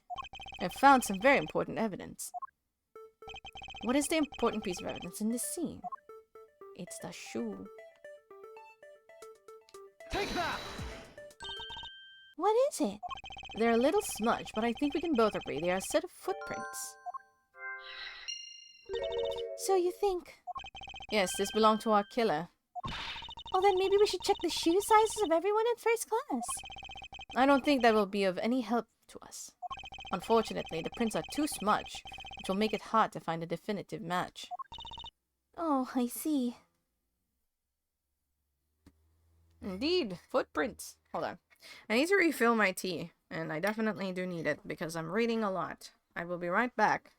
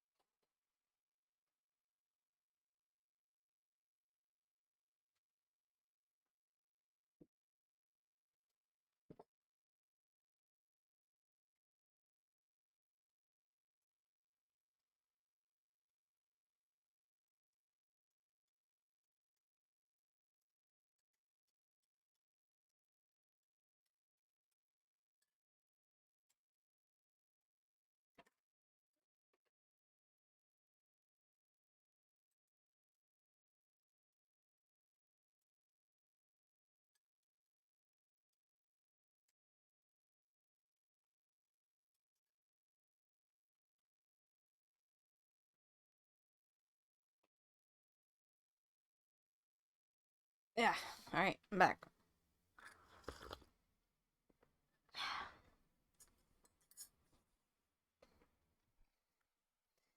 Oh, I see. Okay, so I guess we can logic that.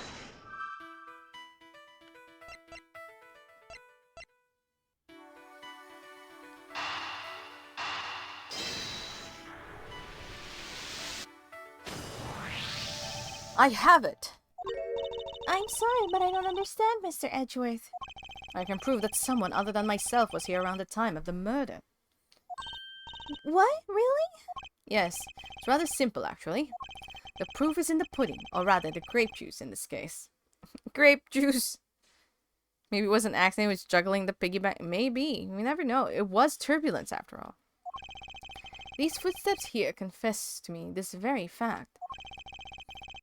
That someone exited the elevator, alive. Seeing as how the victim is dead, that would mean a second person. But couldn't the footprints be from Mr. Hicks himself? Ah, but if you take a look at our victim's shoes... Excuse me. Are you counting? You can see that the soles are spotless. Which means... Mr. Hicks wasn't alone in the elevator. In fact, it's quite the opposite. There was actually one other person inside the elevator.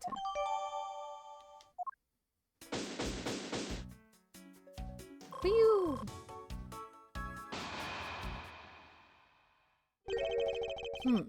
What's going on over there? Oh.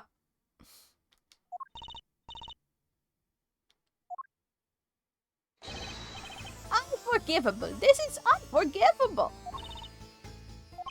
Do you understand what I am saying? The movie is late.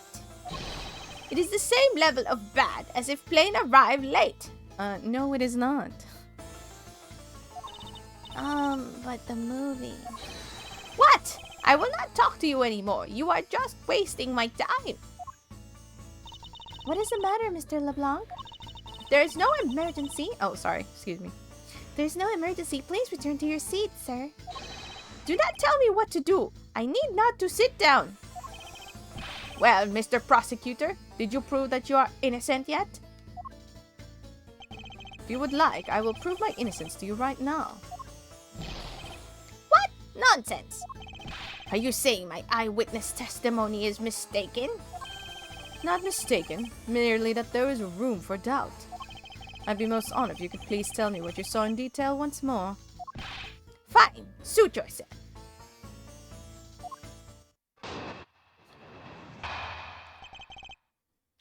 When I saw.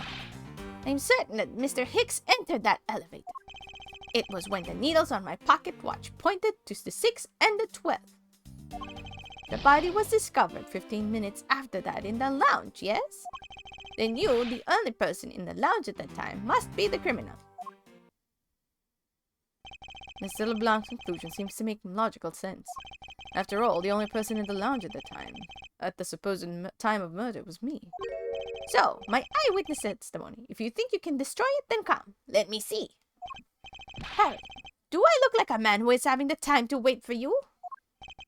Why is he so irritated? I'm the one accused of murder here. Anyway, I must find a way to discredit Mr. LeBlanc's account somehow and fast. Alright, time to press. Press everything. Hold it! Mr. LeBlanc, were you able to get a good look at the inside of the elevator at the time? Of course, I saw what was inside. And are you sure that the victim was in the elevator alone? Yes, the only person inside was the Mr. Hicks man. This last outburst is a bit too important to let go. Hold it! Was he really alone? Of course, I will bet even 1 cent. A cheap ante for a cheap testimony. But if that's how you want to play it, I'll happily take your 1 cent.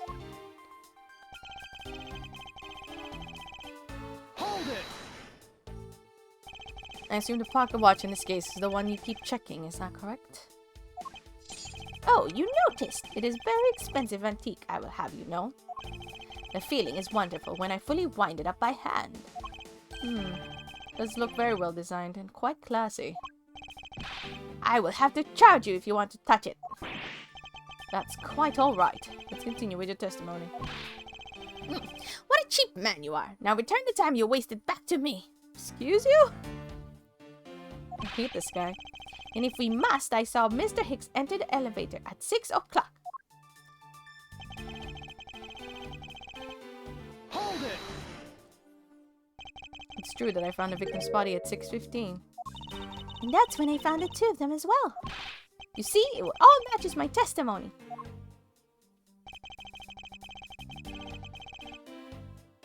Hold it! That is the most mistaken way of thinking I've ever heard of. He wants you to praise the things he owns. And charge you money for doing so. Because he is a miser. He is a greedy miser. No. Your silly opinion is what is mistaken. Please calm down, the both of you. In a sense, you're both mistaken. Well, if that isn't the pot calling the kettle black. then I don't know what is. Spy a little hole in his words. As you wish, Mr. LeBlanc, I will show you proof of my innocence. Okay, we need to present the fact there's two people.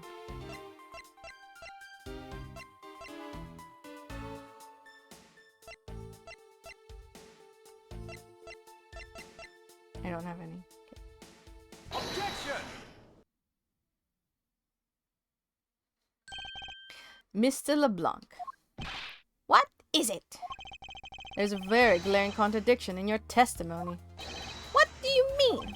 Please take a look at the area in front of the elevator. There, at the spilled grape juice. Yes, and you will admit you also spilled it with the blood? No, it spilled itself during the turbulence. But the interesting thing here is that the set of grape juice footprints. Are you counting grape juice yet? There's more now. Footprints? Yes, the ones that lead from within the elevator out into the lounge itself. It's evidence that proves someone other than Mr. Hicks exited the elevator alive. No. There must have been another person in the elevator with Mr. Hicks. Now then, I'm done playing games. Why don't you tell us the truth?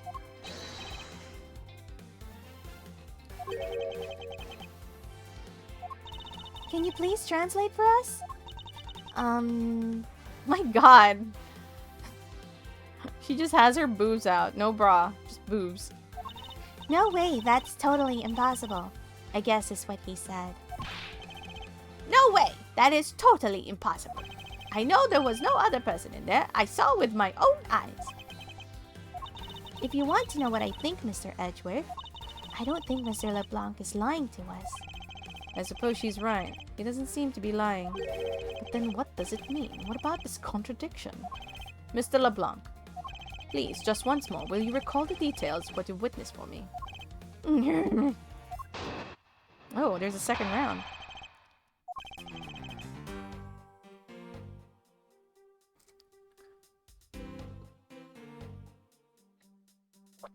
I was very upset when Mr. Hicks passed by my seat. I was always checking the time over and over again. I happened to follow that man with my eyes when he passed me. And I saw clearly into the elevator he was entering. But I swear no one was inside. No one. Mr. LeBlanc, if you would please calm down. What? How dare you have an issue with my eyewitness testimony? No, not at all. Please forget I said anything. Yet again, he doesn't appear to be lying. But I can't let this testimony stand as the truth.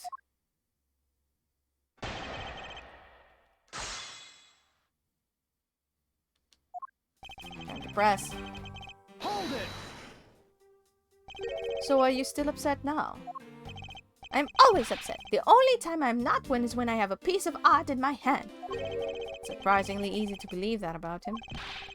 I was even more upset when Mr. Hicks walked by me. Hold it! Why were you so attentive to the time? Because something unforgivable was happening. Come to think of it, you were yelling about something unforgivable earlier. I was giving a complaint to the attendant about the moving starting time. Return back to me my time. In money. You understand the point. Movie? Is he talking about the in-flight one that's mentioned in the magazine?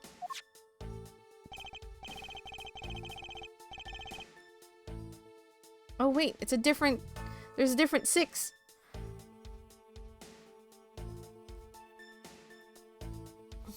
Oh, the movie was supposed to start at 6. But the turbulence happened, no? They were supposed to show License to Love, Laugh, Maim, and Murder. I cannot see that movie in my country. You can only see it on international flights. I look forward greatly to that movie. I check my pocket watch whenever possible so I would not miss it. I even set my pocket watch to the destination time when I come on board. So my watch is not wrong. It matched the schedule. But the movie was still late. Very, very late. Hold it! The pocket watch. I'd like to ask you a little more about it, if that's alright.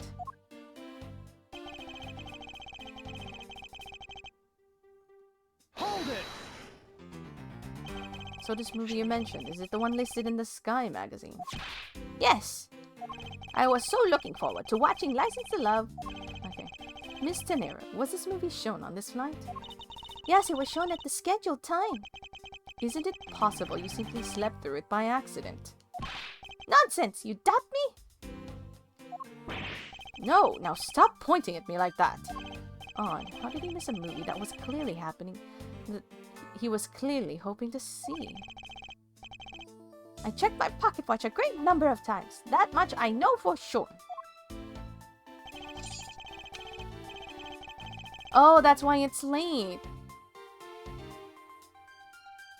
Hold it! Because departure, right? Was the magazine says? Hold on. Departure time. Yep, departure. Are you sure about what you just testified, Mr. LeBlanc? Yes, of course. I'm very busy man. I'm immediately busy when I land. I've many places to go and no time to waste adjusting my pocket watch. I see. That was a very valuable statement you just made. Flatter me all you want, but you will not get 1 cent out of me. That's alright. All I require is this piece of testimony.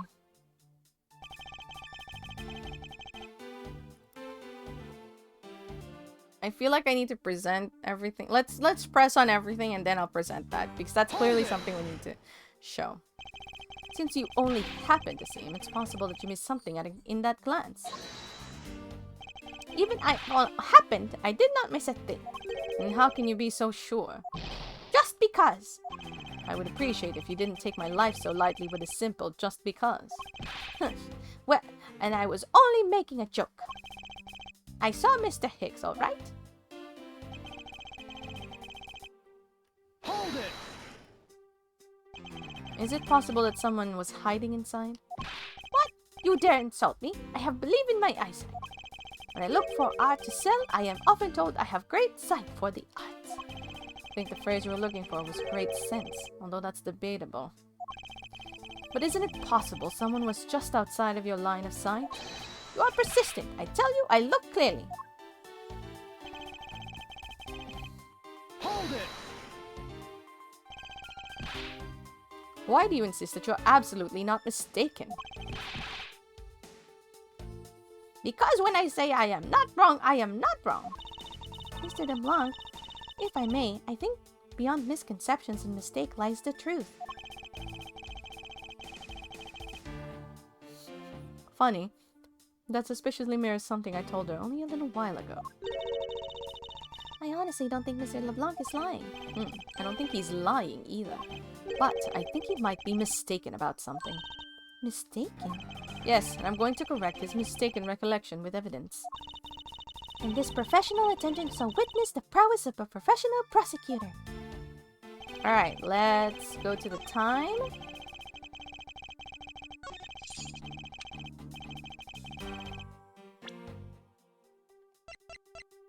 Objection! You can tell I did right when he does that little animation. Mr. LeBlanc, you said this just now in your testimony.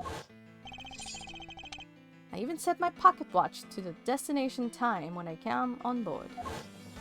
Now, if your watch has been set to our destination's time zone, it would mean that your watch is displaying the time of our destination.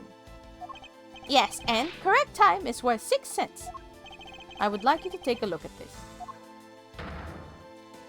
If you believe the Sky magazine, clocks on this flight run in accordance with the time of our departure time zone. Of course, the movie schedule was also created with that in mind. Mr. Tenero, for confirmation's sake, what time zone is this flight aligned to right now? Well, we made a short stop at the transfer point.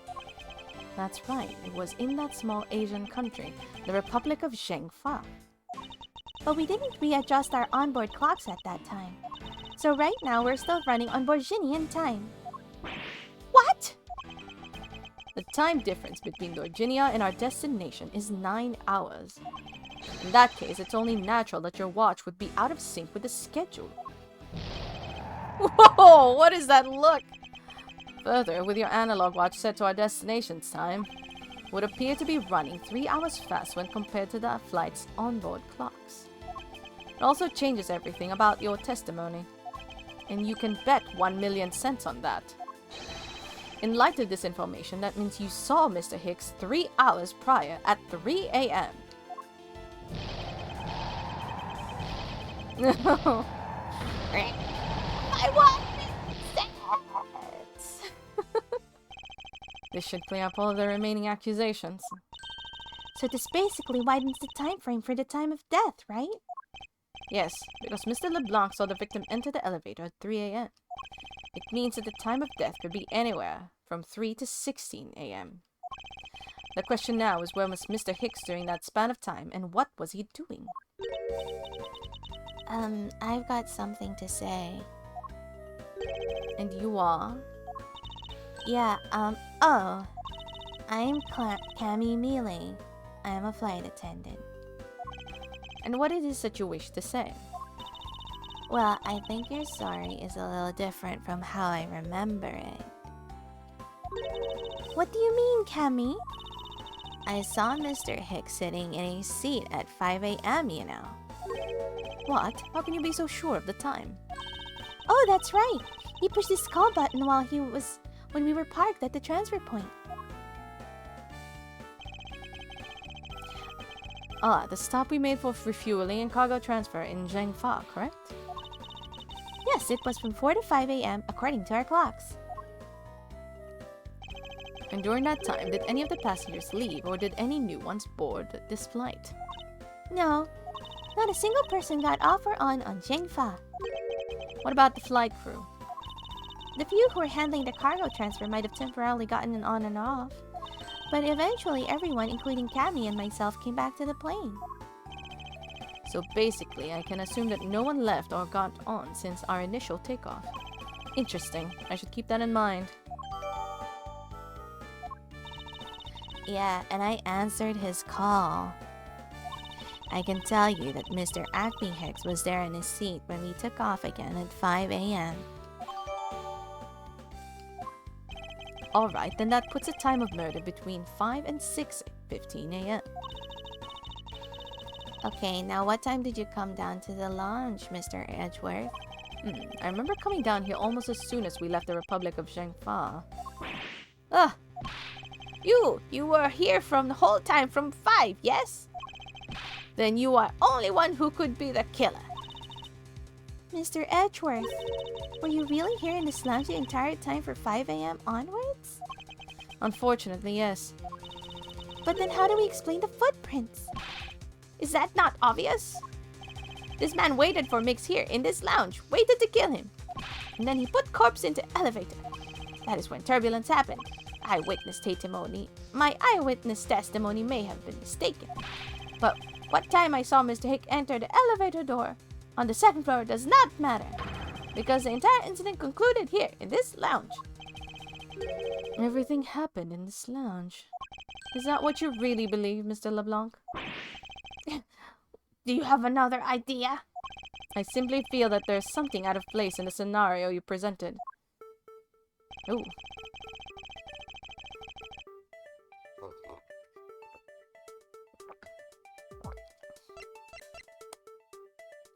Take that! The murder weapon. This little piggy bank is sold in the in-flight shop. It's sold here and only it is sold there and only there, and it's not displayed here in this lounge. Now then, how then did it find its way here? Don't you find that a tiny bit suspicious? Such a trivial point.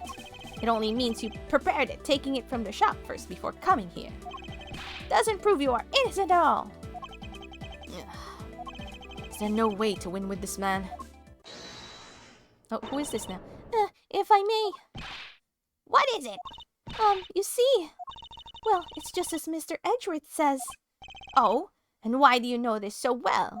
Well, it's just that piggy bank was there in the shop. I saw it with my own eyes. And when was this? It was maybe around 5:40 a.m. Isn't that just before we hit the patch of turbulence? That's right. We're in the shop just before the turbulence? Yes, I was. Come to think of it. Miss Tenero, when I found the body, I believe you came out of that door. Yes, I did. And what is beyond that door? That's the flight attendant's room. Then you were on the first floor? Yes. I had to do something at the shop and in the in-flight attendant's room. So I went to the shop first and then to the flight attendant's room. Are you saying you passed by me at some point? Yes, you seemed really into the issue of the Sky magazine you were reading at the time. I don't suppose you noticed me walking by. I vaguely recall someone walking by. I didn't take notice of who it was. Anyway, Piggy Bank was definitely there at the shop when I went there. Why did you go to the shop in the first place? I went there for work-related matter. Work, you say? Yes, the upkeep of the shop is also one of my responsibilities. Why did you not say anything about that until now is what I want to know. In any case, I believe it's clear that the shop needs to be investigated as well.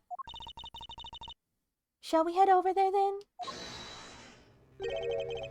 What is it now? Aren't you forgetting something, Miss Rhoda? Don't you need the captain's permission to check the shop? No, I haven't forgotten. But I have already asked him for permission to search the entire plane. So I think we're all right. Huh? That's weird.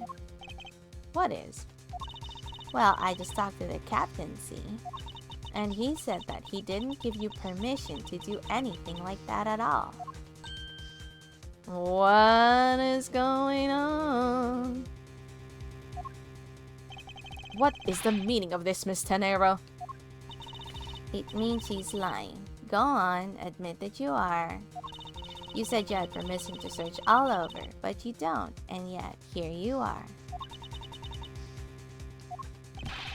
You, flight attendant, what are you trying to do? Pull the sheep over us? The captain's calling for you, Miss Rhoda. Oh, but don't worry. I already got permission to search the shop from the captain. See, unlike you, I do things the right way. Miss Tenero, why would you do such a thing? Please excuse me. Looks like I get to be in charge now. Please go back to your seat, Mr. LeBlanc. Now then, Mr. Edgeworth. If you would follow me, I will be your guide from now on. There's something about Miss Tenero that has piqued my curiosity. But right now, investigating the in-flight shop is my top priority. Ooh, I am really mad. You had better hurry and bring to me some evidence. You could wait just a little longer while we look into the shop. Hey, don't number the birds before they are born. Don't number though. What? No idea what he's trying to say. Don't count your chickens before they hatch, perhaps? All I ask for you is your patience and cooperation. Oh, he stopped waving his finger. Miss Bailey, about investigating the in-flight shop. You're of no use to me asleep. Wake up! I know. Oh, that poor misaligned finger. Huh? What's up? I need you to come with me so I can search the shop. Go on ahead without me. I'll catch up with you later. How has this woman not been fired yet? Cleavage? I don't know.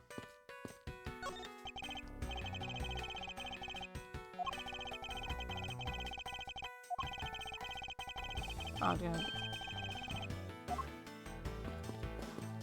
There's new things to investigate.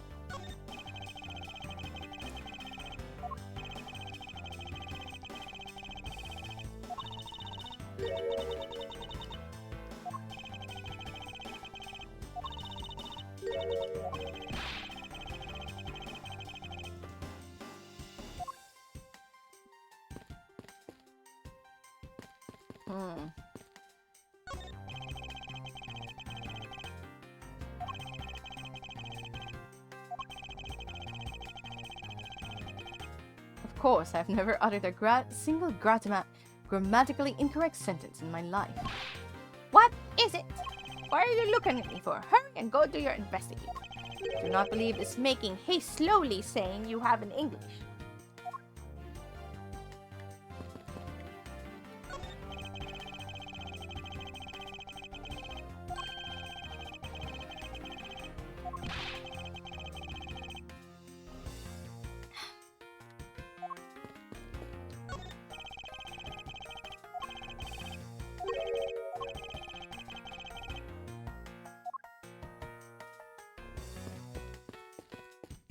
I'm just reinvestigating. I'm not reading everything because we did investigate this earlier. I guess there's just new text because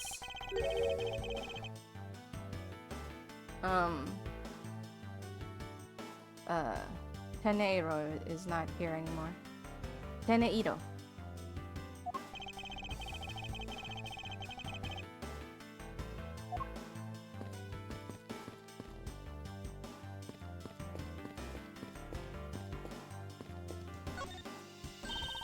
Mr. Edgeworth, that's the attendance room. Oh, please excuse me. It was a simple mistake. You made a mistake, didn't you? Why don't you just come out and say it? That's exactly what I just said. I made a small mistake. Don't nod off while I'm talking.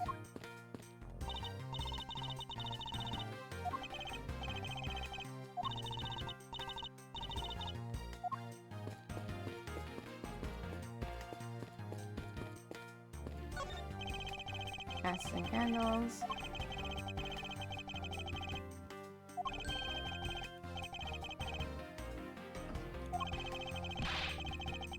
Oh, he has a past trauma with not elevators, but earthquakes, I suppose.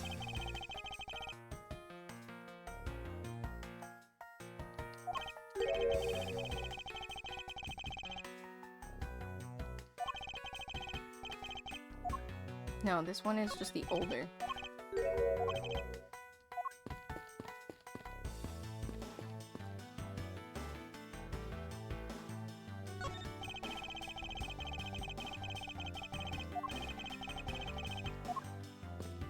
Alright, in the shop we go.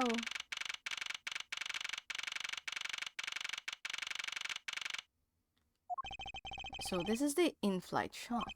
It's quite a mess in here. You think? I guess I'll have to clean things up then, teehee. Hold on, you can't clean up a potential crime scene. Oh, thank goodness. I hate cleaning so much. I mustn't rush things here. Must remain cool, calm, and collected. Because this piggy bank was left at the crime scene.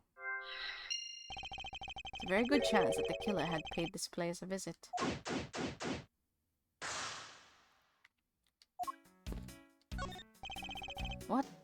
What are these? Oh, those are our company's completely original line of suitcases. They're practically flying out the door. That's how popular they are. You should buy one and see how you like it. You won't regret it. Perhaps that's how things work on this flight, but in the real world you try, then buy. No way. But either way, it doesn't really matter. True, either way. Why would anyone buy a suitcase after they've boarded a plane? Anyway, see that?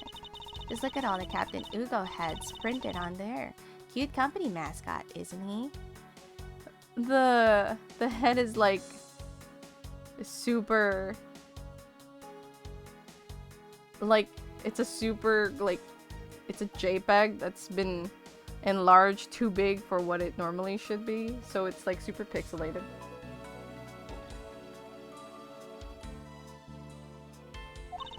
They're painted on with a lot of care. Doesn't he look like he's about to jump at you? It's certainly making me jump inside of my stomach. Huh? I guess there's no fooling your refined taste. You look like you really wanted to get one. And I thought I was going to finally make my first sale, but you saw right through it. Glad that's done though. Never make me try to give you a sales pitch ever again, okay? I never showed any interest in it to begin with. Teehee, it really is pretty horrible, isn't it? You want to know something? This suitcase was designed by Miss Rhoda. Tenero designed this? Yeah, it was a company-wide contest. Well, it does have a very sharp design sense. Aha, sharp like stinky sharp cheddar, maybe. I really have no idea why the bigwigs decided to go with it. It's so blah. Miss Tenero designed this, did she? It's definitely not what I would have expected.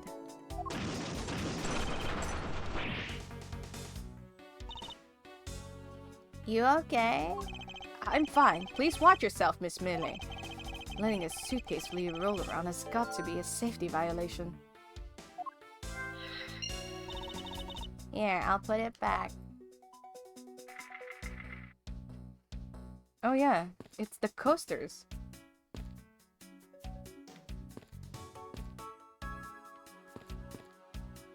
The coasters on it are off.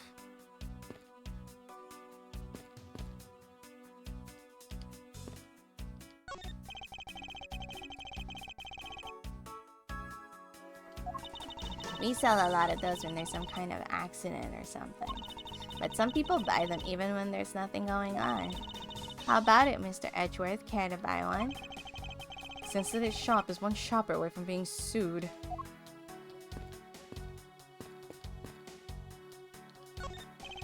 Beautiful flowers in such beautiful arrangements. I feel cleansed just by looking at them. Well, you're kind of stepping on a few of them, you know, Mr. Edgeworth. Oh, excuse me. And so are you! I don't know much about this shop, but you can still ask me about whatever. So what do you think about what has happened regarding this case? Oh, I don't know. I guess I think you're the killer, though, Mr. Edgeworth. I can assure you that I'm here in this shop to prove you just the opposite. Yeah, but it was me that got you the permission to look around. You know. So don't forget that, okay? Oh my god. How am I supposed to thank you properly if you insist on falling asleep? Hey, Meep! Oh, the stuff arrived? Yay! Nothing has arrived yet for me.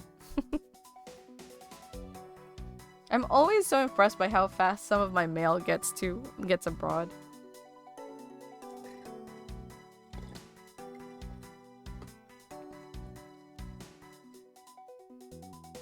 I hope you like them. Well, you know what really show your things? You see that item for sale over there? Sorry, but you're going to have to make do with my words of appreciation. Alright. I don't know why it won't let me, like, study that the coasters are off. There's a wide selection of souvenirs for sale in this display cases. You know what I'd suggest? Sorry, but I have no intention of buying souvenirs on this trip. Okay then, how about you buy something for me then, as a present? I can't think of a single reason why I'd want to buy you anything. I've had my eye on that pendant for such a long time. Try paying some attention to me when I ask you something, and then we'll talk. Oh.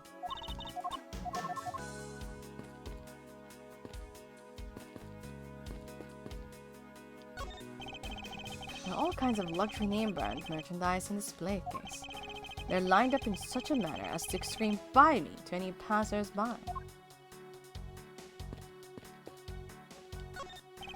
Stuffed toys, just like the one Miss Melee is holding, are on display here. They're relatively cheap, but explains why they're displayed so haphazardly.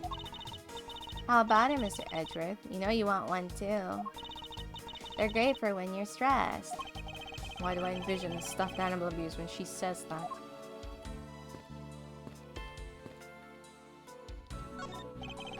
Glass from this display case is shattered all over the floor. Looks like there's nothing on display inside either. Wait, actually, I think there is something. What's this? A mini captain's hat.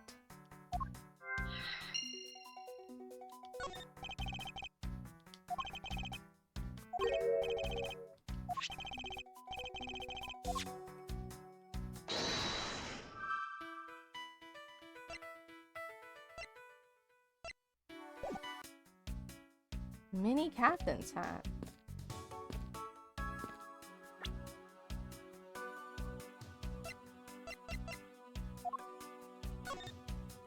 Okay, that's a testimony. Where's the mini captain's hat? I thought I just... What? Is it in my logic case?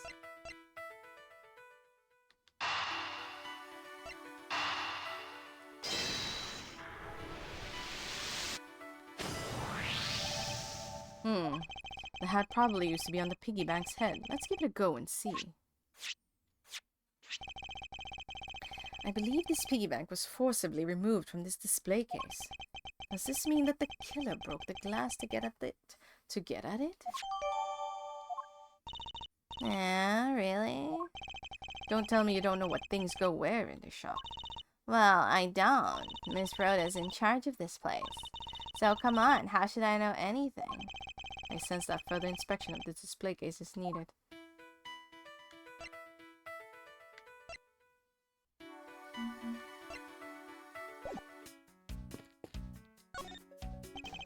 Won't rest until I've inspected every suspicious nook and cranny.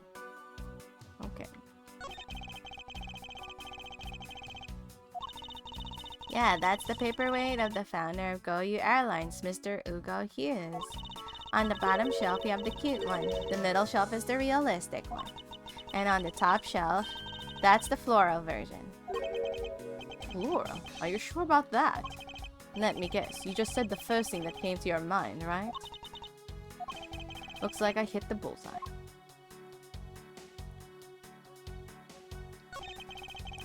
There's nothing of interest here. Okay, nothing there. Wait, hold on, there's something. GoU Airlines related books line this shelf. The history of GoU Airlines. The future of GoU Airlines. The 7 wonders of GoU. Flight on, GoU Airlines. Working name, GoU Airlines.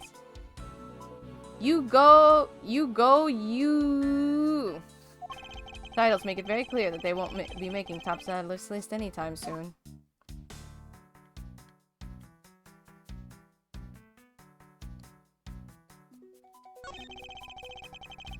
For security, there's a lock on this display case. Miss Melee, if I may ask you about this lock. The one who's in charge of the shop is Miss Rhoda, so she's got the keys to all of the display cases. I see. Oh, I bet you want to buy something. You want me to go get the key from her? No, that's all right. Glass on this door was broken. Perhaps it was the killer who broke it in order to take the piggy bank. It's a bit odd that the inside of the case is so devoid of glass shards. Plus, the glass broke rather cleanly. Ah! What is it? I touched the glass and it cut my finger. It hurts, Mr. Edgeworth. It hurts. Please tell me you can deal with such a minor cut on your own. Okay, we have to deduce something.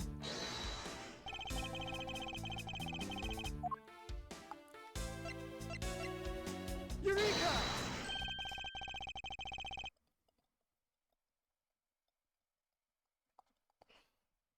There's definitely something very unusual about this.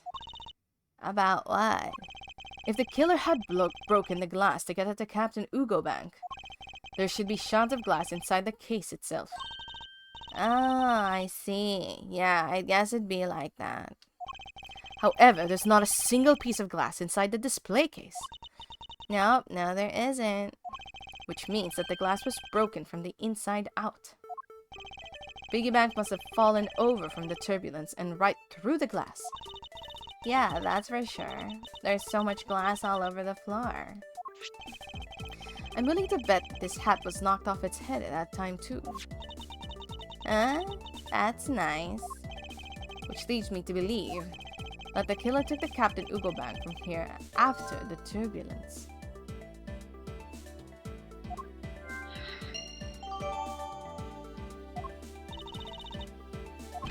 Take your power naps on your own time, Miss Melee, and listen while I'm talking. But the murder occurred before the turbulence, which rules this piggy bank out as the murder weapon.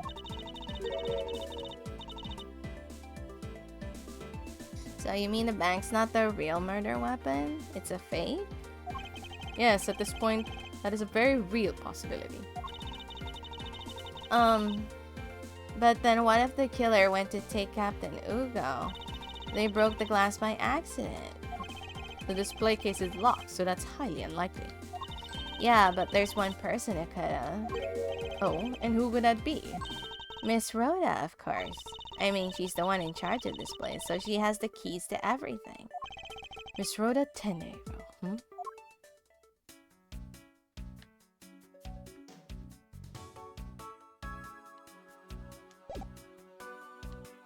Am I supposed to logic something now?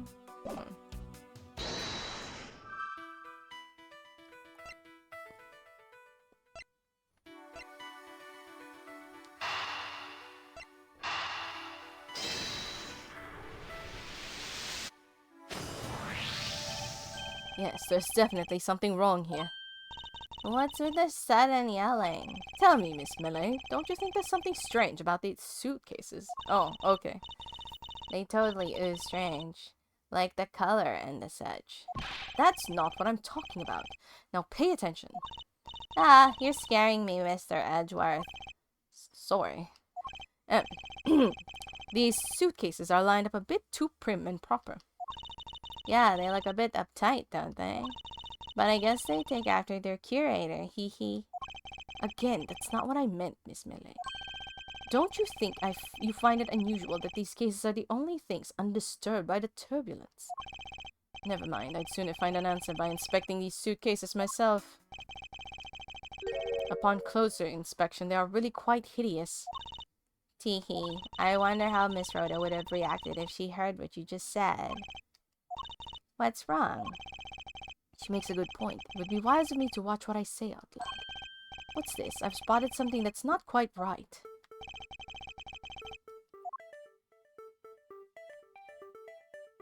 No, am I not? No, I have to click present. Take that! There's something very peculiar about these wheels. Huh? As in, there are no stoppers in place on these. Without stoppers, one would think that the turbulence would have sent it flying. And so it is very likely that the suitcase was placed here after we hit the turbulence. Let's take a closer look at it, shall we?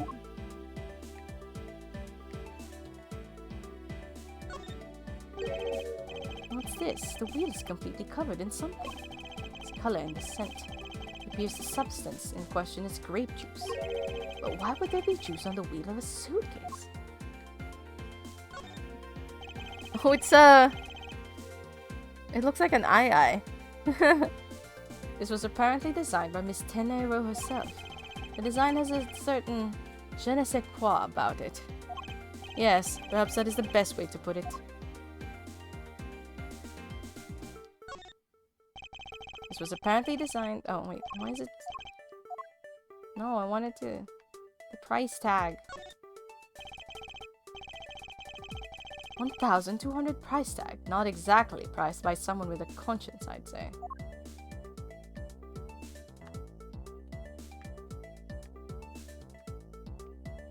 Just one wheel.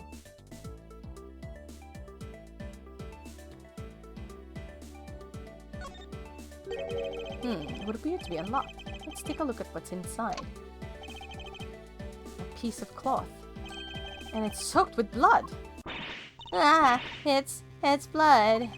Appears that this suitcase is very strongly tied to a murder after all. No, wasn't expecting suitcase. So explain this to me. What does this suitcase have to do with the murder?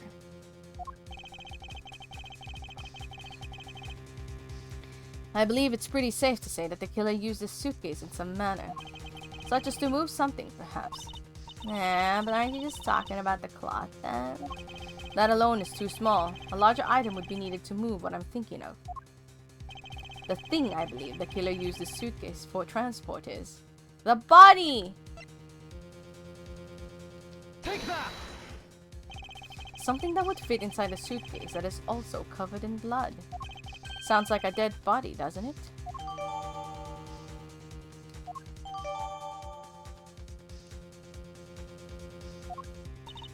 But, In light of this, I'd say that Mr. Hicks was moved into the elevator from someplace else, which means that the murder was committed in an entirely different location. So you're saying that after moving the body into the elevator, the killer brought the suitcase in here and just left it? Exactly. What is it? Nothing. Just that I was thinking about what Miss Rhoda said about coming here for something. Excuse me, Mr. Edgeworth. Oh, it's her. Is she really the murderer? I wanted to give you a bit more time, but I'm afraid I wasn't able to convince the captain. I'm very sorry, Mr. Edgeworth, but the captain feels that he has allowed you ample time. He says that he'd appreciate if you could wrap it up here and return to your seat. I understand his sentiments, however, if I'm not allowed to complete my investigation, the crime scene may become contaminated by the time we land. If I must stop, then I insist I be allowed to oversee the preservation of 2 sites. Under your supervision, of course. If that's your only condition, then I believe we can accommodate your wishes. I'm here to assist you in any way that I can, Mr. Edgeworth. Sounds like fun. We can camp out and watch over everything together. I found proof that the real crime scene was not in the lounge. And I have enough evidence to prove myself to be innocent of any wrongdoing. And yet, regarding what Miss Mealy. Is it Mealy, I wonder? Regarding to what Miss Mealy reminded about Miss Tenero, I can't allow my investigation to end here. The truth must come to light. To be continued. What? Oh my gosh.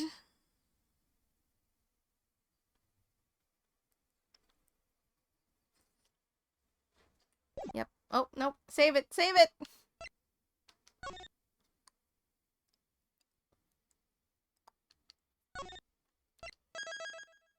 Ugh.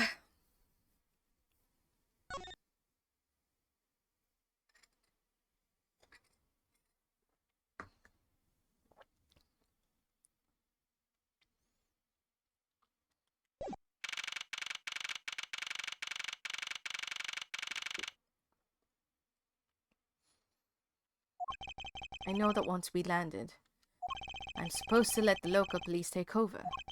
And thanks to Miss Tenero and Miss Mealy, I was able to preserve the crime scene. I just can't shake it. I wasn't able to talk with Miss Tenero in private. So I'm left wondering just what was she up to? Why did she do what she did? There must be a way for me to continue my investigation. I've been expecting you, Miles Edgeworth. Who is that? Oh, it's you! Franziska. Franziska, I thought you were still in Germany. I go where I am needed.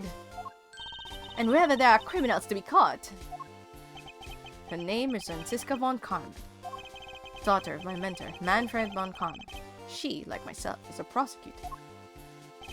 Are you heading up this case? It would be a bit of a relief if you are. Don't you try to flatter me, Miles Edgeworth. I'm placing you under arrest. What the frick? What? It's quite frustrating, actually. I'd hoped to extract my revenge on you in a different venue. I'll have to take what I can get. I never thought I'd see the day when a disciple of the House of Von Karma would become a criminal. Have you no shame? Wait! There's been a big misunderstanding. I didn't kill the victim. Misunderstanding? I heard all about the murder over the police radio from the captain himself. He waited for the victim on the first floor and then beat him to death. Franziska, do you honestly believe that I killed a man? I suppose I should reserve judgment until after I have investigated this for myself. I can put you on arrest on hold until then. That's as it should be. Ha! I don't need a lecture to perform my duties from you of all people. To be perfect in every way, the fulfillment of that creed alone is all I strive for. Well, I have my own creed which I must fulfill, so why don't we solve this together? Have to get going. The crime scene awaits. Don't you dare leave town. Trust me, I had no intention to. Detective Gumshoe! Yes, sir! Too slow. Oh. Listen up. I'm leaving you in charge of watching this man. Don't mess up, you understand? But Mr. Edgeworth, I'm supposed to guard him?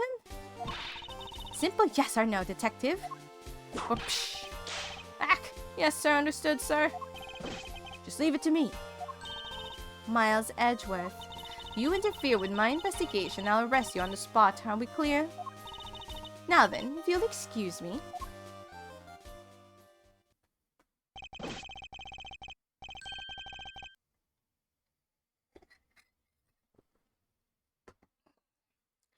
Good to see you again, Mr. Edgeworth, sir. Boy, am I glad to see you're okay. Thank you, detective. I believe in you, sir. You can lean on me. I'll get you through this. I have to admit, I'm a bit of a curious as to what Francisca is up to. Maybe I should ask the good detective. Very well. In that case, I have a few questions for you. What a view of the planes preparing for takeoff. Besides turbulence, they're really not that bad as a mode of transportation.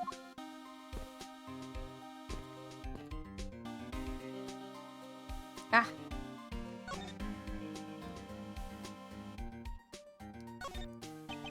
So how is the initial investigation going? We just shipped the body off to the coroner's office. And we're taking statements now, sir. That sounds like Francisca. She was always good at quick responses to a case. I'd say she was, a little too quick, sir. Oh, how so? I rushed on over as soon as I got word of the affair, sir. But somehow, when I got here, Miss Von Karma was already here barking out orders at everyone. It's kinda creepy, as though she knew there had to have been a murder or something. And had come in advance to wait your flight's arrival. That is sort of odd. She did show up rather quickly, and out of the blue. Plus, I still don't know why she's here in America. There must be some backstory to all of this. Miss Von Karma just kinda popped out of the prosecutor's office about a week ago, sir. Something about chasing down leads related to a certain incident. No details?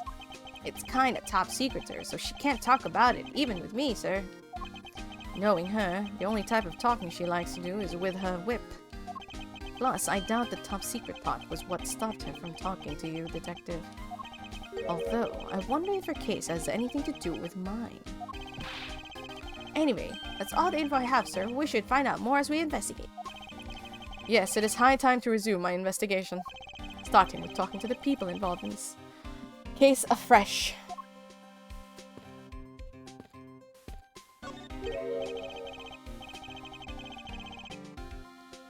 Looking from behind, I think I've seen this man somewhere before. Nom nom nom. In Soviet Russia, world flag song about just eat Jew. Mr. Edgeworth, we gotta get him some water. Found it, lol. Oh my god. Oh, I feel a wave of creative powers coming on. It's over 9,000. Lol. Whoa. This dates this game quite a bit. For my next lead move, it's gonna be the Steel Samurai, warrior of Neo Old Tokyo, versus World Samurai, champion of Earth. It's gonna roxor so many boxors. Oh god. Phew, good thing it was a false alarm, right, Mr. Edgeworth? So the Steel Samurai is finally getting a movie. Completely ignoring me as usual.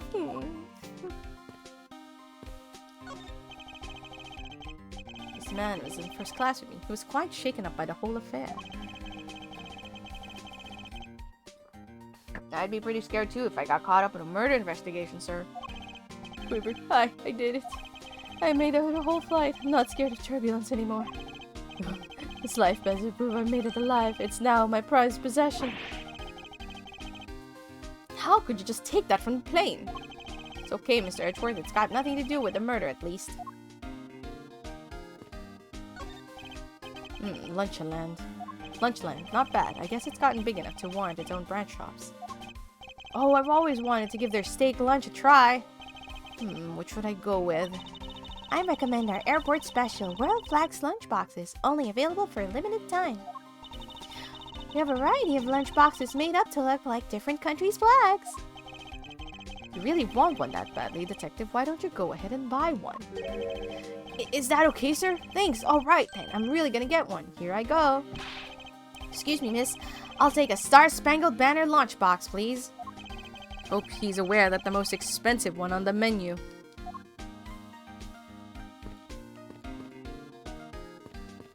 Do we talk to this kid? Okay. This John seems to be happily enjoying the sight of so many planes. I'm all excited to see so many planes, too. Just look at the size of these things. Do you like planes, too, mister? The balance between the main wings and the tail wings is really something, huh? It seems that the child derives his pleasure from a different aspect. Oh, but I also got the thing for the shape of the wings, too. Here, mister, you can stand next to me. So about that plane's wing. Thank you, detective, for leaving me out of this conversation. Okay, it's the thing again. Play someday and go overseas. Have you never been to another country before, detective? Nope, not yet, sir. Don't even have a passport. I've been saving up for that eventual someday. A penny a day, to be precise. At that rate, he won't be making any trips until well after retirement.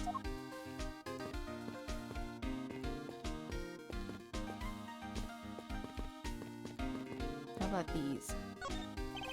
Can't believe there's no one manning the counter when a murder just occurred. Relax, Mr. Edgeworth. I'm here. I'll make sure nothing else happens. You're precisely why I can't relax. I think it's the same discussions. Yeah. Oh, oops.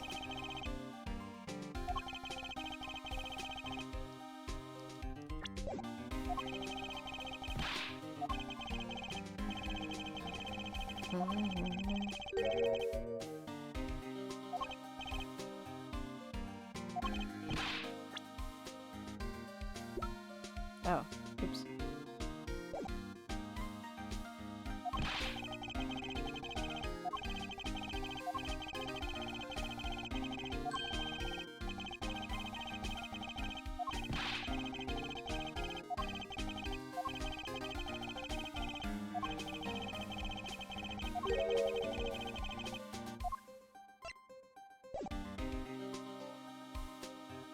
Back to the plane we go. Oh, and the captain. Finally see it.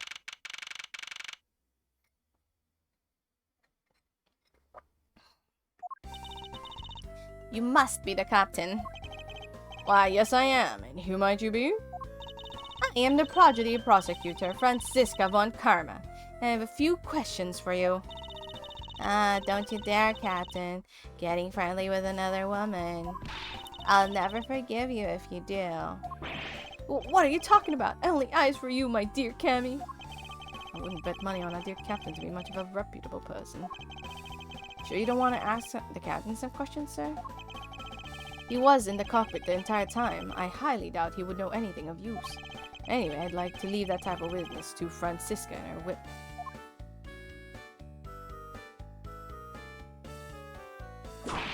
Ah!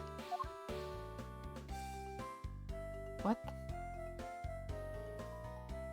Why did he... what? Oh. Now see here! Ah! Sorry. I'm so sorry. How long do you intend to hold me? It is impossible for me to be the criminal, I told you! Except the pattern on the fabric that we saw all the blood in. Mr. LeBlanc. Oh, it is you. Tell this man to stop stopping me from going. Time is money. I don't have I don't even have 1 second of wasteful time to spend. Sir, you can't go in there. I'm Miles Edgeworth. I am one of the prosecutors on this case, so please let me through. Very sorry, sir. No one is allowed to enter without Miss Von Karma's express permission. Ah. But I'm on the case. Yes, I understand that, but... I also have explicit instructions to not let you through from Miss Von Karma. God, why would you do this to me, Franziska?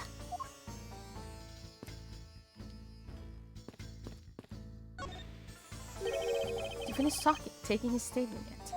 Yep, all done, sir. I do not concern if you are not done examining the cargo hold. I want my cargo back. You make a single scratch on my art, you will pay. Art? What sort of art? Mr. LeBlanc's an art dealer, so he's got a bunch of artwork down in the cargo hold, sir. There's practically a mountain of them, large and small. From folk costumes to stone statues, I sell all kinds of arts. Folk costumes? Speaking of which, Mr. LeBlanc's hat kind of looks like that other piece of cloth.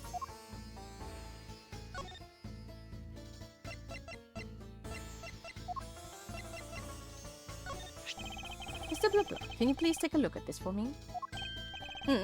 Oh, that's a Borginian cloth. As I suspected, your hat is made of the same material, I suppose? Yes, of course. This fabric is so famous. Orders come from over the seas for more. Then this is the cargo you were talking about earlier? No, no, no. My cargo time is much, many gigantic. You, detective, when can I have my cargo moved? Then get your cargo back when we're done investigating, pal. Stubbornness of you police. It is no good. It's no good that the attendant refuses to exit the attendant's room too. That attendant? I wonder if he was talking about Miss Tenero.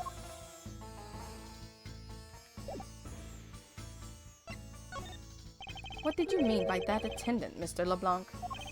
She was taken to the attendant's room for her interview. And yet they still have not come out. They make no sign of coming out either. I was finished with my own interview much earlier, quicker than her. Why is Miss Tenero's interview the only one that's taking up so much time? Miles Edgeworth, you were given free rein to examine the plane, weren't you? Yes, I was able to obtain the cooperation of the flight attendants. Speaking of attendants, I'd like to speak with Miss Tenero. I wonder if you might grant me permission to enter the flight attendant's room. Before I do, you still have to clear up a few issues surrounding your own circumstances. I understand. You may have tricked those attendants with your sophisticated talking, but you can't pull the wool over my eyes, Miles Edgeworth. Really? Let's not complicate things and go with the most obvious conclusion. The scene of the crime was here in this very lounge the body was discovered. From the time the victim was seen calling for an attendant until his body was found, the only person in this lounge the entire time was you, Miles Edgeworth. This unmistakably mistakes you as the likeliest suspect. The likeliest suspect, Francisca? Do you have a problem with that? No, but it's not like you to use such vague wording. You're usually a bit more absolute. I'm simply trying to watch out for you. Or is my kindness too hard for you to comprehend? Thank you, but your leniency is unnecessary, for I will prove my innocence soon enough. I want to continue my investigation. I'll have to break her line of logic fast.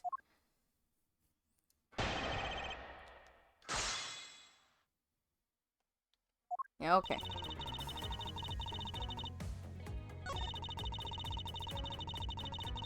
Hold it!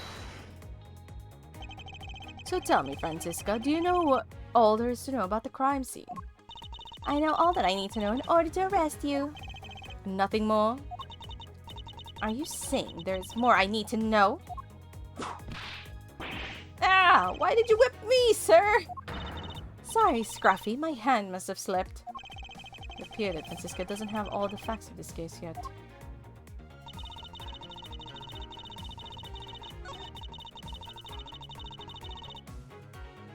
Hold it! While it's true that I was in the lounge the whole time, the fact alone does not make me the criminal. Objection! Ha! We'll see about that conclusion in this investigation. However, there is one thing that even you must admit at this time.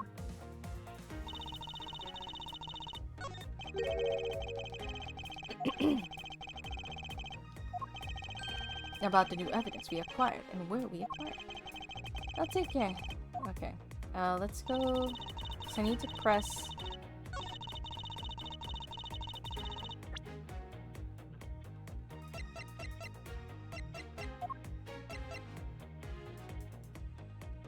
Objection!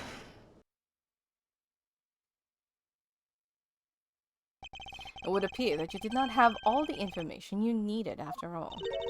And what does that mean? I found a nice piece of evidence just before I was forced to stop investigating. A piece that proves the body was moved from a different location.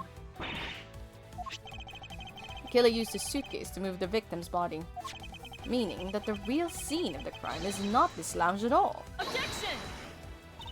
Now who's rashly jumping into conclusion? Excuse me?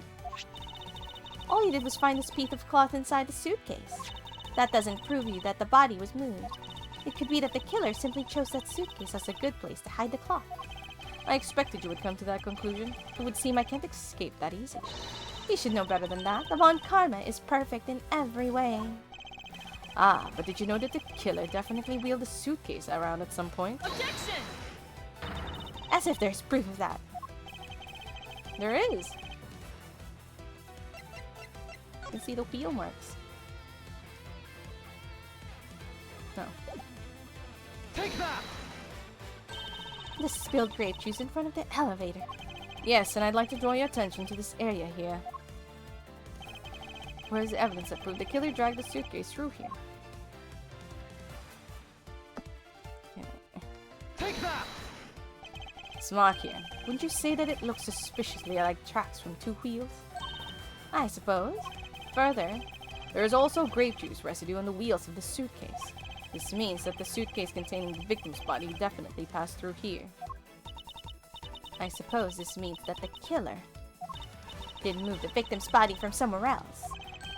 I'm glad you've come to your senses. Objection! Not so fast. This still doesn't put you in the clear. Not by a long shot.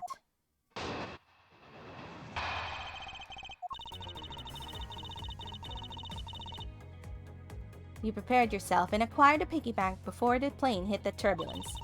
And then you waited for the victim in the lounge where you beat him to death. Then while you were in the elevator with the victim's body stuffed into the suitcase, the plane hit that patch of turbulence and out flew the body from within that suitcase. No way out, you hastily put the suitcase back where you had taken it from. Oh my god. And pretended to be the discoverer of the body. Not a bad bit of logic for something you only thought of on the fly. Just what are you insinuating? I'll show you how exactly flawed your logic is. No matter how strong a face you put on, not even you can hide your fears from me. I'll expose the flaws in her logic in one fell swoop. What do I have? Oh my gosh. Alright, let's press. Press everything. Hold it! How do you suppose I was able to take the piggy bank out of its display case? As I recall, the case was locked. That's easy. If the case was locked, you simply had to hit the glass, like this. Ow! Oh, poor Gumshoe. You shattered my heart of glass! So she wants to talk about the in-flight shop in Captain Ugo Bank, does she? That takes care of how you obtained the murder weapon.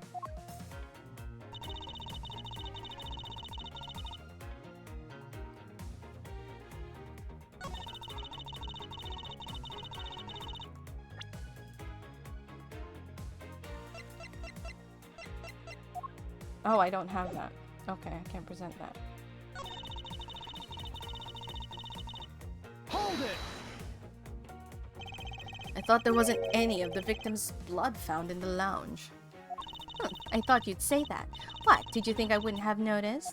I think you just found a way to cleverly hide the blood splatter in the lounge. By accidentally spilling grape juice on top of it. Ugh, are you accusing me of tampering with the crime scene now? We'll see, won't we? The forensic scientists are hard at work on that as we speak. And what do you propose I did after that? Hold it! So I put the victim's body into the suitcase, and then where was I headed, Francisca? That's pretty obvious. You were bringing it to first class where you could safely keep an eye on it. We're talking about this thing, you know. I'd hardly call it discreet or ordinary. Annoying brat. Well then, you were intending to leave it inside the elevator. But unfortunately for you, a wrench was thrown into your plans because... What the hell is this logic?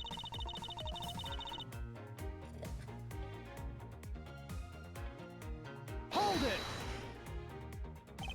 You've experienced turbulence on a flight before. Of course, many times. You get used to it after a while. The patch we hit was especially rough, and I passed out briefly, but only for a second. Good thing it was only for a second, sir. It'd been bad if you had really blanked out. Yes, indeed. Fortunately, blanking out is exactly what got me into this mess into the first place. That's enough of your idle chatter. I'm not through with you yet, Mouse Edgeworth.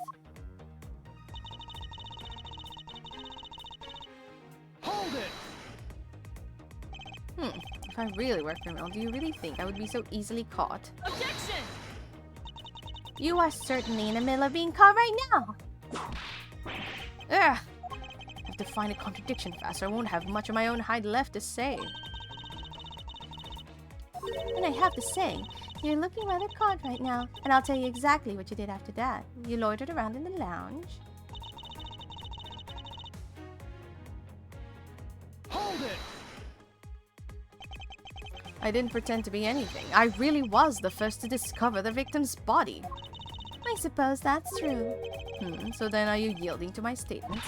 Don't be foolish. I still insist that you're the killer, but in that sense, you really were the first to discover the body to be dead. No matter what I say, she seems dead set on making me out to be the killer. Her logic is reasonably sound, and the large majority of it reflects the truth. But there's one point about it that is not quite right.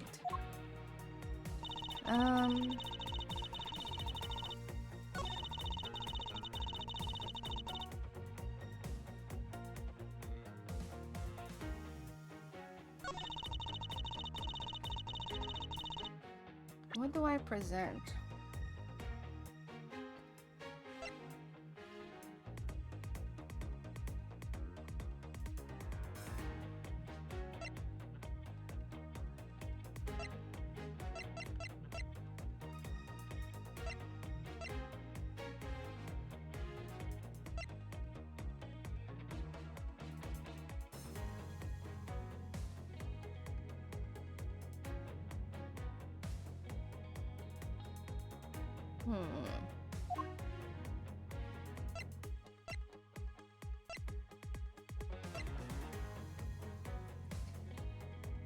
What do I present?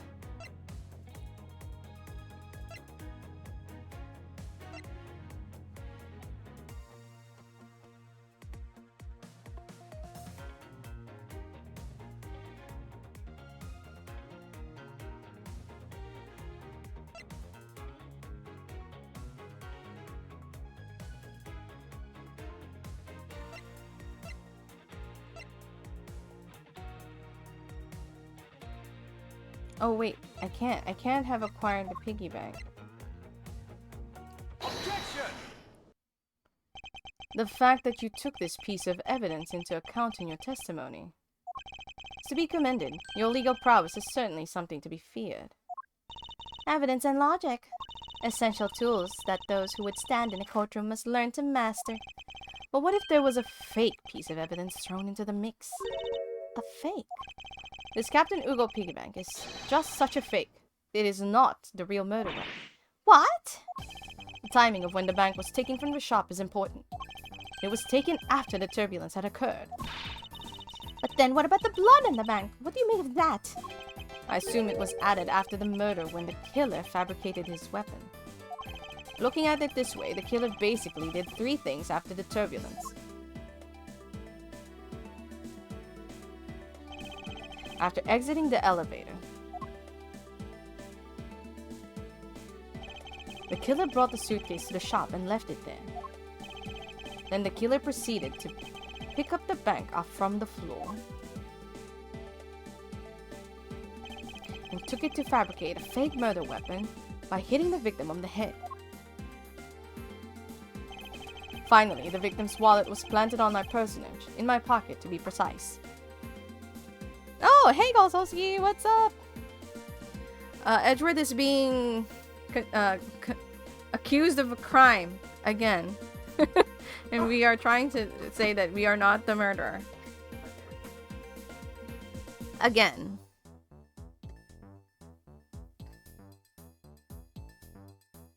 So that's what we're objecting to.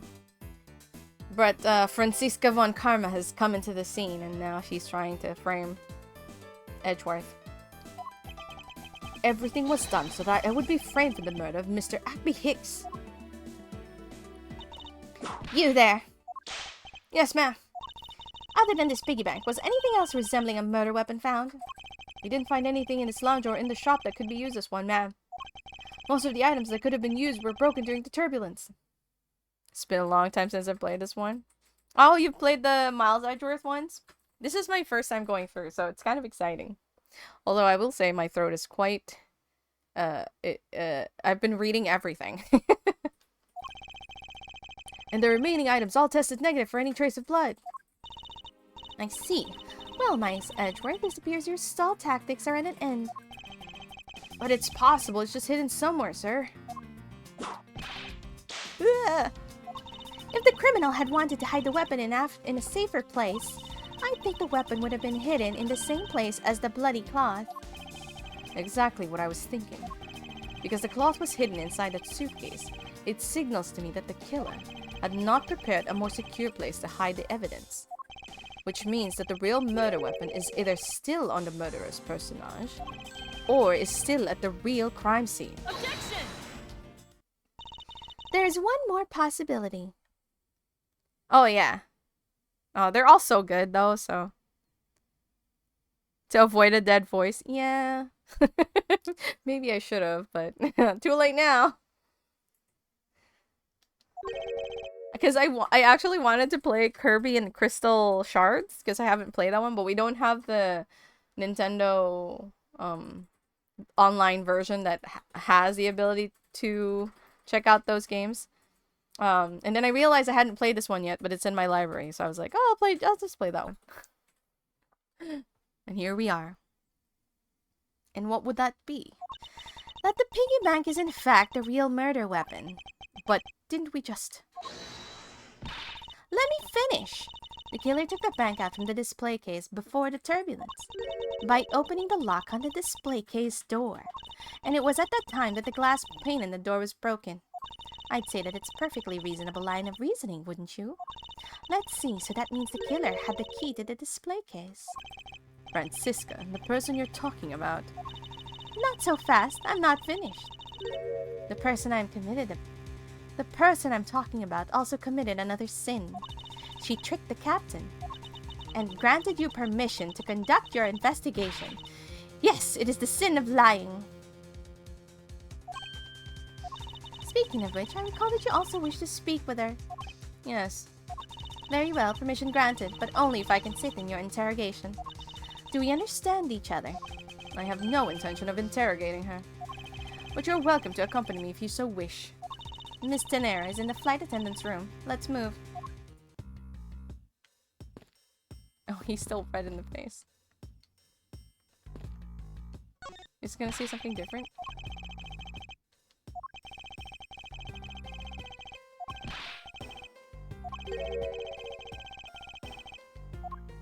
Okay, he did say something different.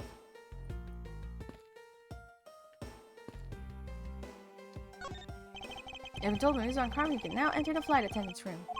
Please feel free to look around. Thank you. Now to unravel Miss Tenero's true intentions. Okay.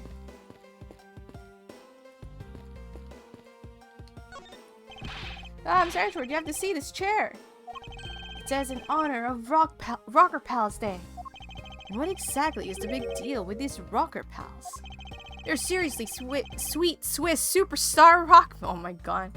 Sweet Swiss superstar rock band. Sir.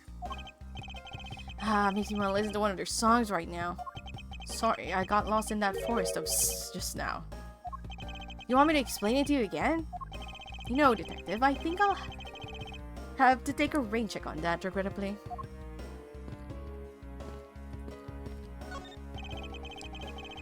Looks like we can't go beyond here, sir. Plus, the body's been sent off to the medical examiner's office for an autopsy. Hey, the statue! What about it, detective? Did you notice something? I saw this guy in a dream last night. The resemblance is uncanny, sir. You saw him in your dreams? Well, yeah, I saw him and then I arrested him. I wanted to show you just how vital I am in your partnership. Being useful in your sleep is of no help to me in the real world, detective.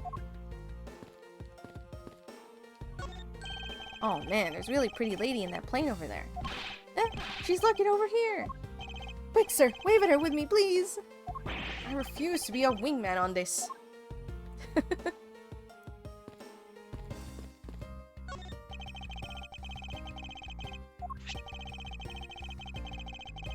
Same thing as before.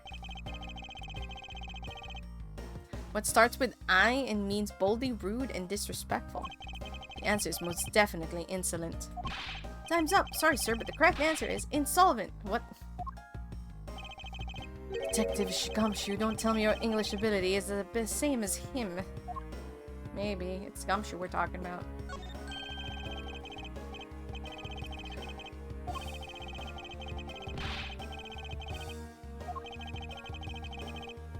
Besides, I didn't think you knew how to play. Of course I do. I'm practically proficient. Interesting. The things you learn about people on a daily basis. I can get do and re to come out just right, sir. 2 notes does not proficient pianists make, detective.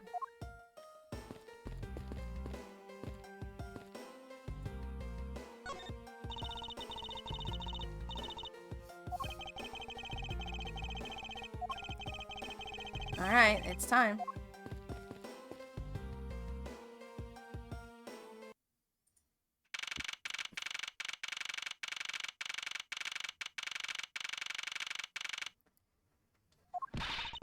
So, you're the one that poked around inside this plane without the captain's permission.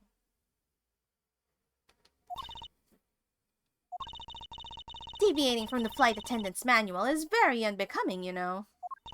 What were you hoping to accomplish by doing that? I was almost certain that she was about to whip her. Mr. Nero. Ah, Mr. Edgeworth, you're here too? Can you please help us and shed some light on why you did what you did? All right.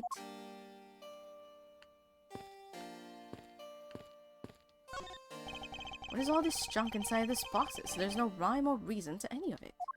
That's our lost and found, Mr. Edgeworth. Gold crowns, swords, and necklaces? It's like a treasure trove in here, sir. The fact that these were left on the plane implies they were carried onto it to begin with. Something tells me it's time for Goyu to send its metal detector out for repairs.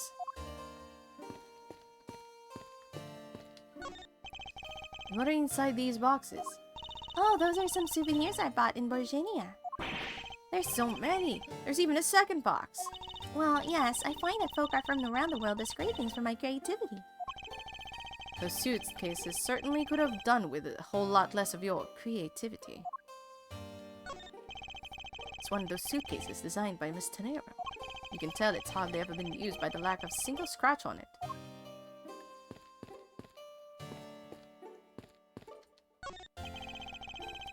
So these are inventor's lockers, huh? Let's hurry and examine them, sir. Why must men always be so rude? Besides, who exactly gave you permission to search through the attendant's lockers? Wait, detective. It would be uncouth of us to look in a woman's locker without her permission. Yeah, I guess so. Plus, I feel this murder's draft and I can set the whip not far behind. That almost sounded like a whip.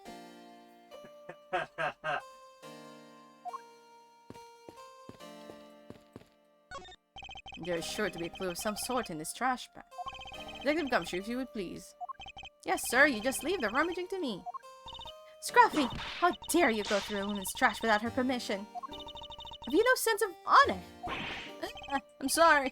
I'm just doing what Miss Urgent told me to do. Ow! Forgive me, detective. Store leads to the cargo hold. But I can't let you through without Miss Von Karma's express permission. It's not a bad way to handle this situation if it was any old case, but this isn't.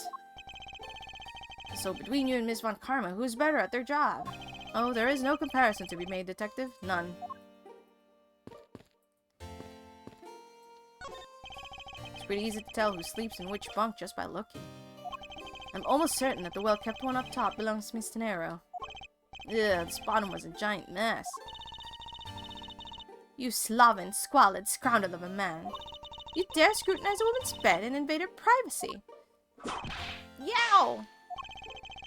There's some things in life best kept to yourself, detective.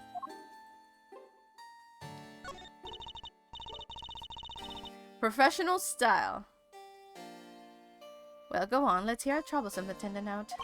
In due time, I do have one thing I'd like to ask you. Yes?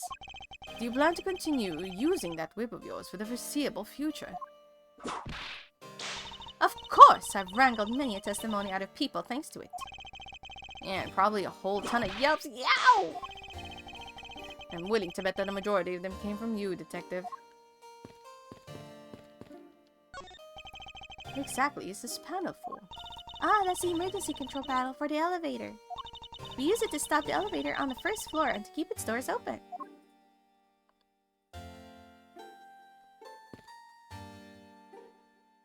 Yeah.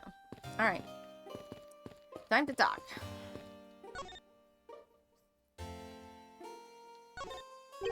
Why did you lie about receiving the captain's permission like that? Because I didn't think I would be able to get his permission. What do you mean? The captain, he only has ears for Cammy. I spoke with the captain a little earlier myself. He definitely seems to be rather taken in with Miss Melee. Yes, and on top of that, I had mistakenly accused Mr. Edgeworth of being the killer. I wanted to make amends. In that case, please allow me to thank you for what you did. Thanks to you, I was able to clear myself of all charges. Really? You were able to prove your innocence? Oh, thank goodness. Miss Tenero, is it? There's one more thing I'd like to ask you. You were in the in-flight shop just before the turbulence, weren't you? Please answer honestly. Yes, I was. And why were you there? Well,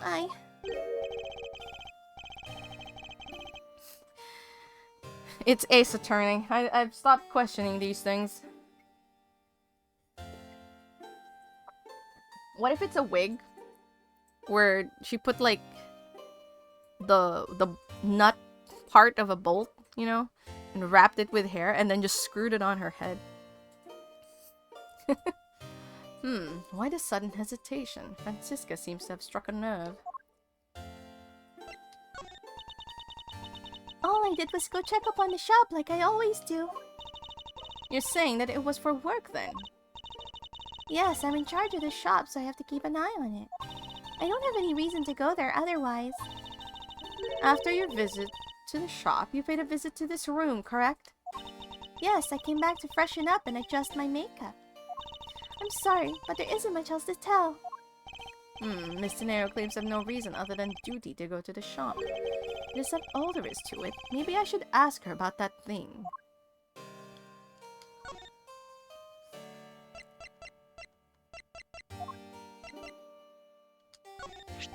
If you could please take a look at this for me, Miss Tenero. Oh, that suitcase! Yes, about this suitcase. You're the one who designed it, correct? And I think I figured something else out about it. This suitcase is the reason you went to the shop, isn't it? There's nothing you won't find out eventually, is there? The pixel one? Yes.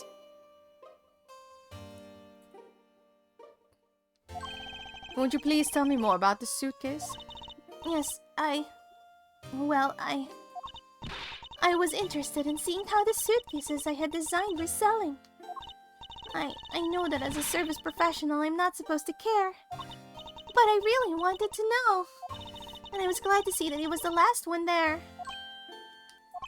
The last one there?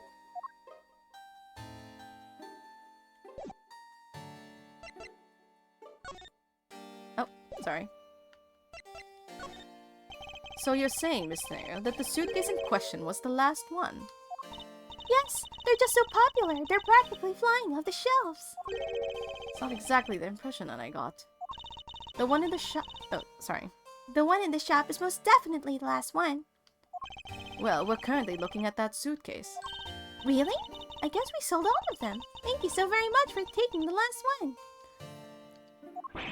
I didn't say anything about buying it. Then say you'll buy it. I'm sorry, I can't. But why? I think it'd go great with your complexion, Mr. Edwards. It really suits you. I guarantee it personally as a service professional. Well, that is, how should I put this? It's hideous. What?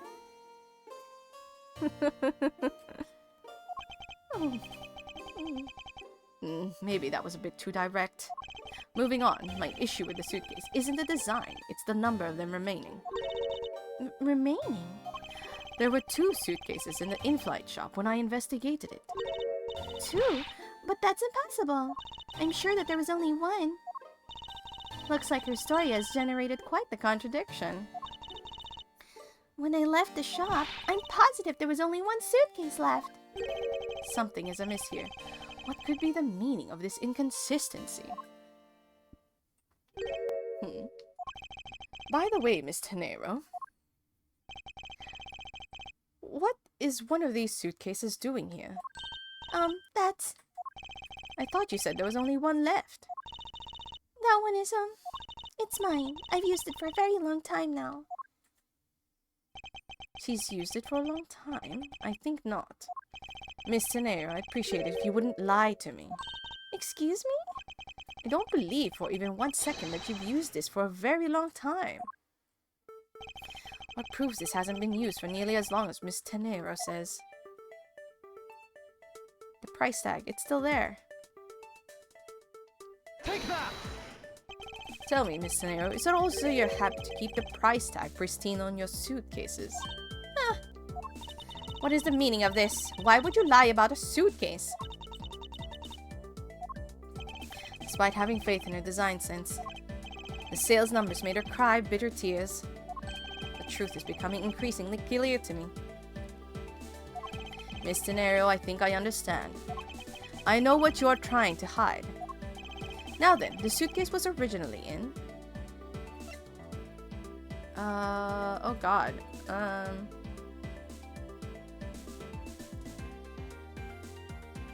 The in-flight shop. Seeing as how the price tag is still on the suitcase, one can only assume it was out of the floor for sale in the shop. And the person who bought the suitcase was... Who bought? Oh. Who would have bought this suitcase?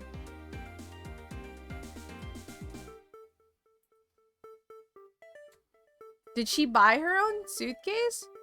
It's possible. It was her design. Take that! It was you, wasn't it, Miss Tenero? I hate to say this, but this suitcase that you designed, it hasn't sold very well, has it? You saw how poorly this design that you poured your heart into was selling, and were deeply hurt. That is why you wanted to make it look like it was selling by buying it yourself. Isn't that right? Then the reason you went to the shop and came back here was... I'm sorry. All I really have is my job. I was overjoyed when my design was chosen. I thought that maybe I'd finally accomplished something. But the suitcases didn't sell. It's because of the design, isn't it?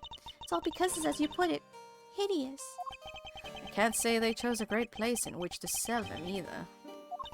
We weren't selling a single one, and they were just sitting there collecting dust. I felt so bad seeing them there day in and day out. So I decided to buy one for every flight I worked. Oh my god, what? That's a lot of money. Each of those suitcases was like 1,200 each. You buy one every single time you work a flight. I see. So in order to keep your resolution, you went and bought one today as well. Yes, and here's my receipt for the purchase. This receipt is clearly timestamped at 5:40 a.m.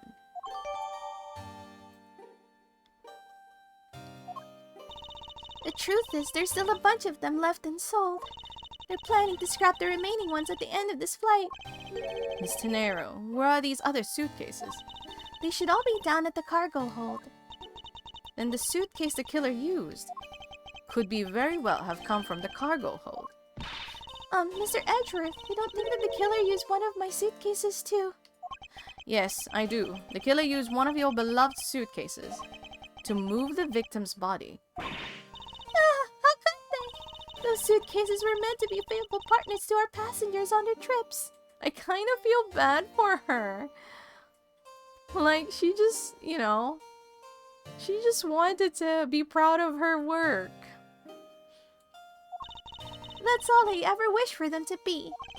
Miss Tenero, is there any other way to the cargo hold other than the elevator?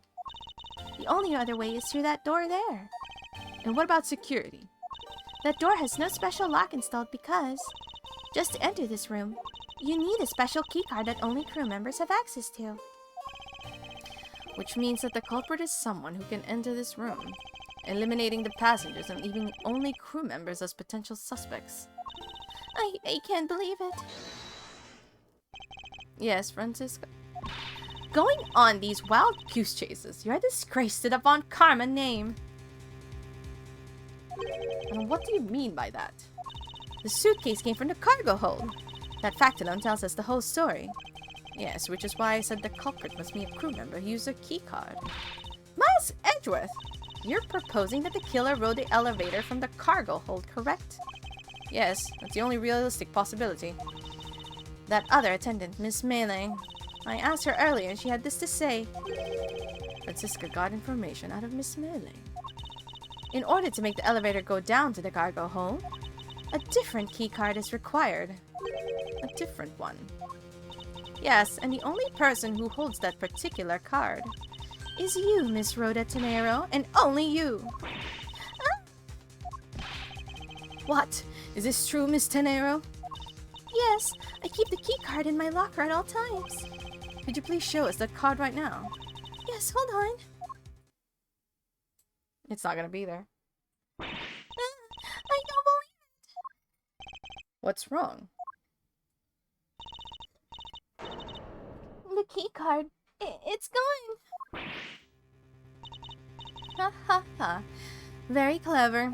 Pretending that your card was stolen when in fact you're just trying to hide it from us. You've really thought this through. Wait, it's not like that.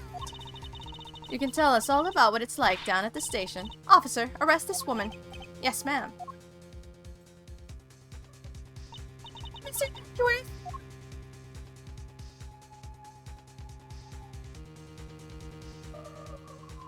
Yeah, I don't think it's her either. I did accuse her of being the killer initially.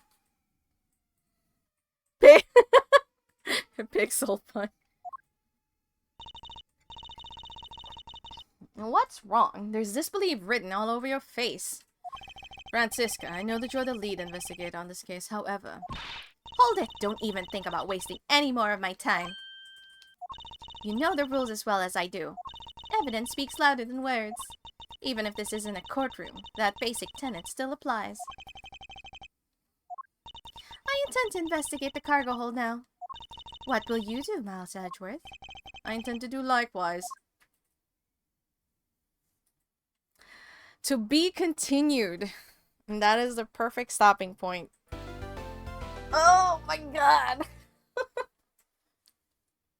My voice is shot.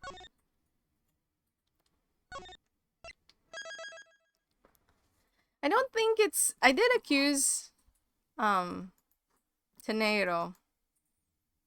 It feels weird for me to say it that way because I'm pretty sure it's Tenero, but...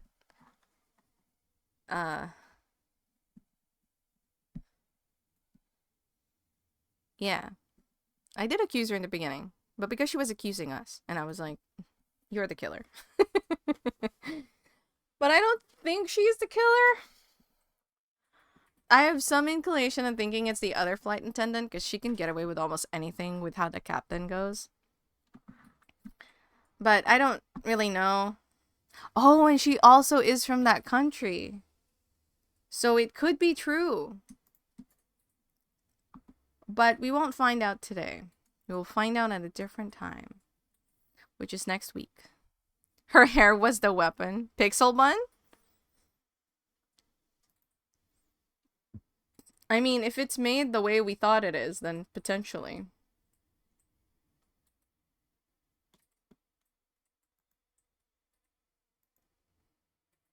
But we can't prove that.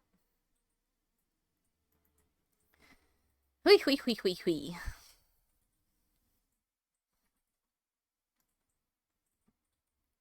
Anyway, I think I will give my voice a break. And we will go raid a friend.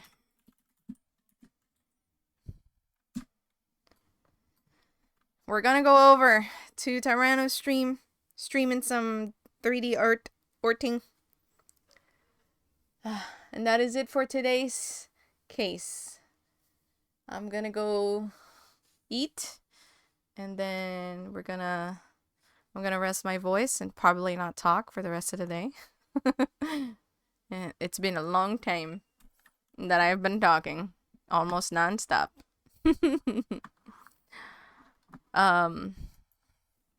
For those who want to message, raid, sub-raid. Thank you for everyone who stayed and kept me company. Appreciate you always.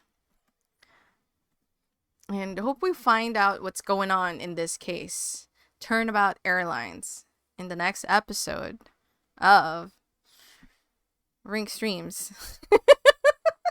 Yeah, like I was like, I don't want to say Rink Streams, but I don't know what else to say. Anyway, we're going. Goodbye. See you guys later. Bye-bye. Bye.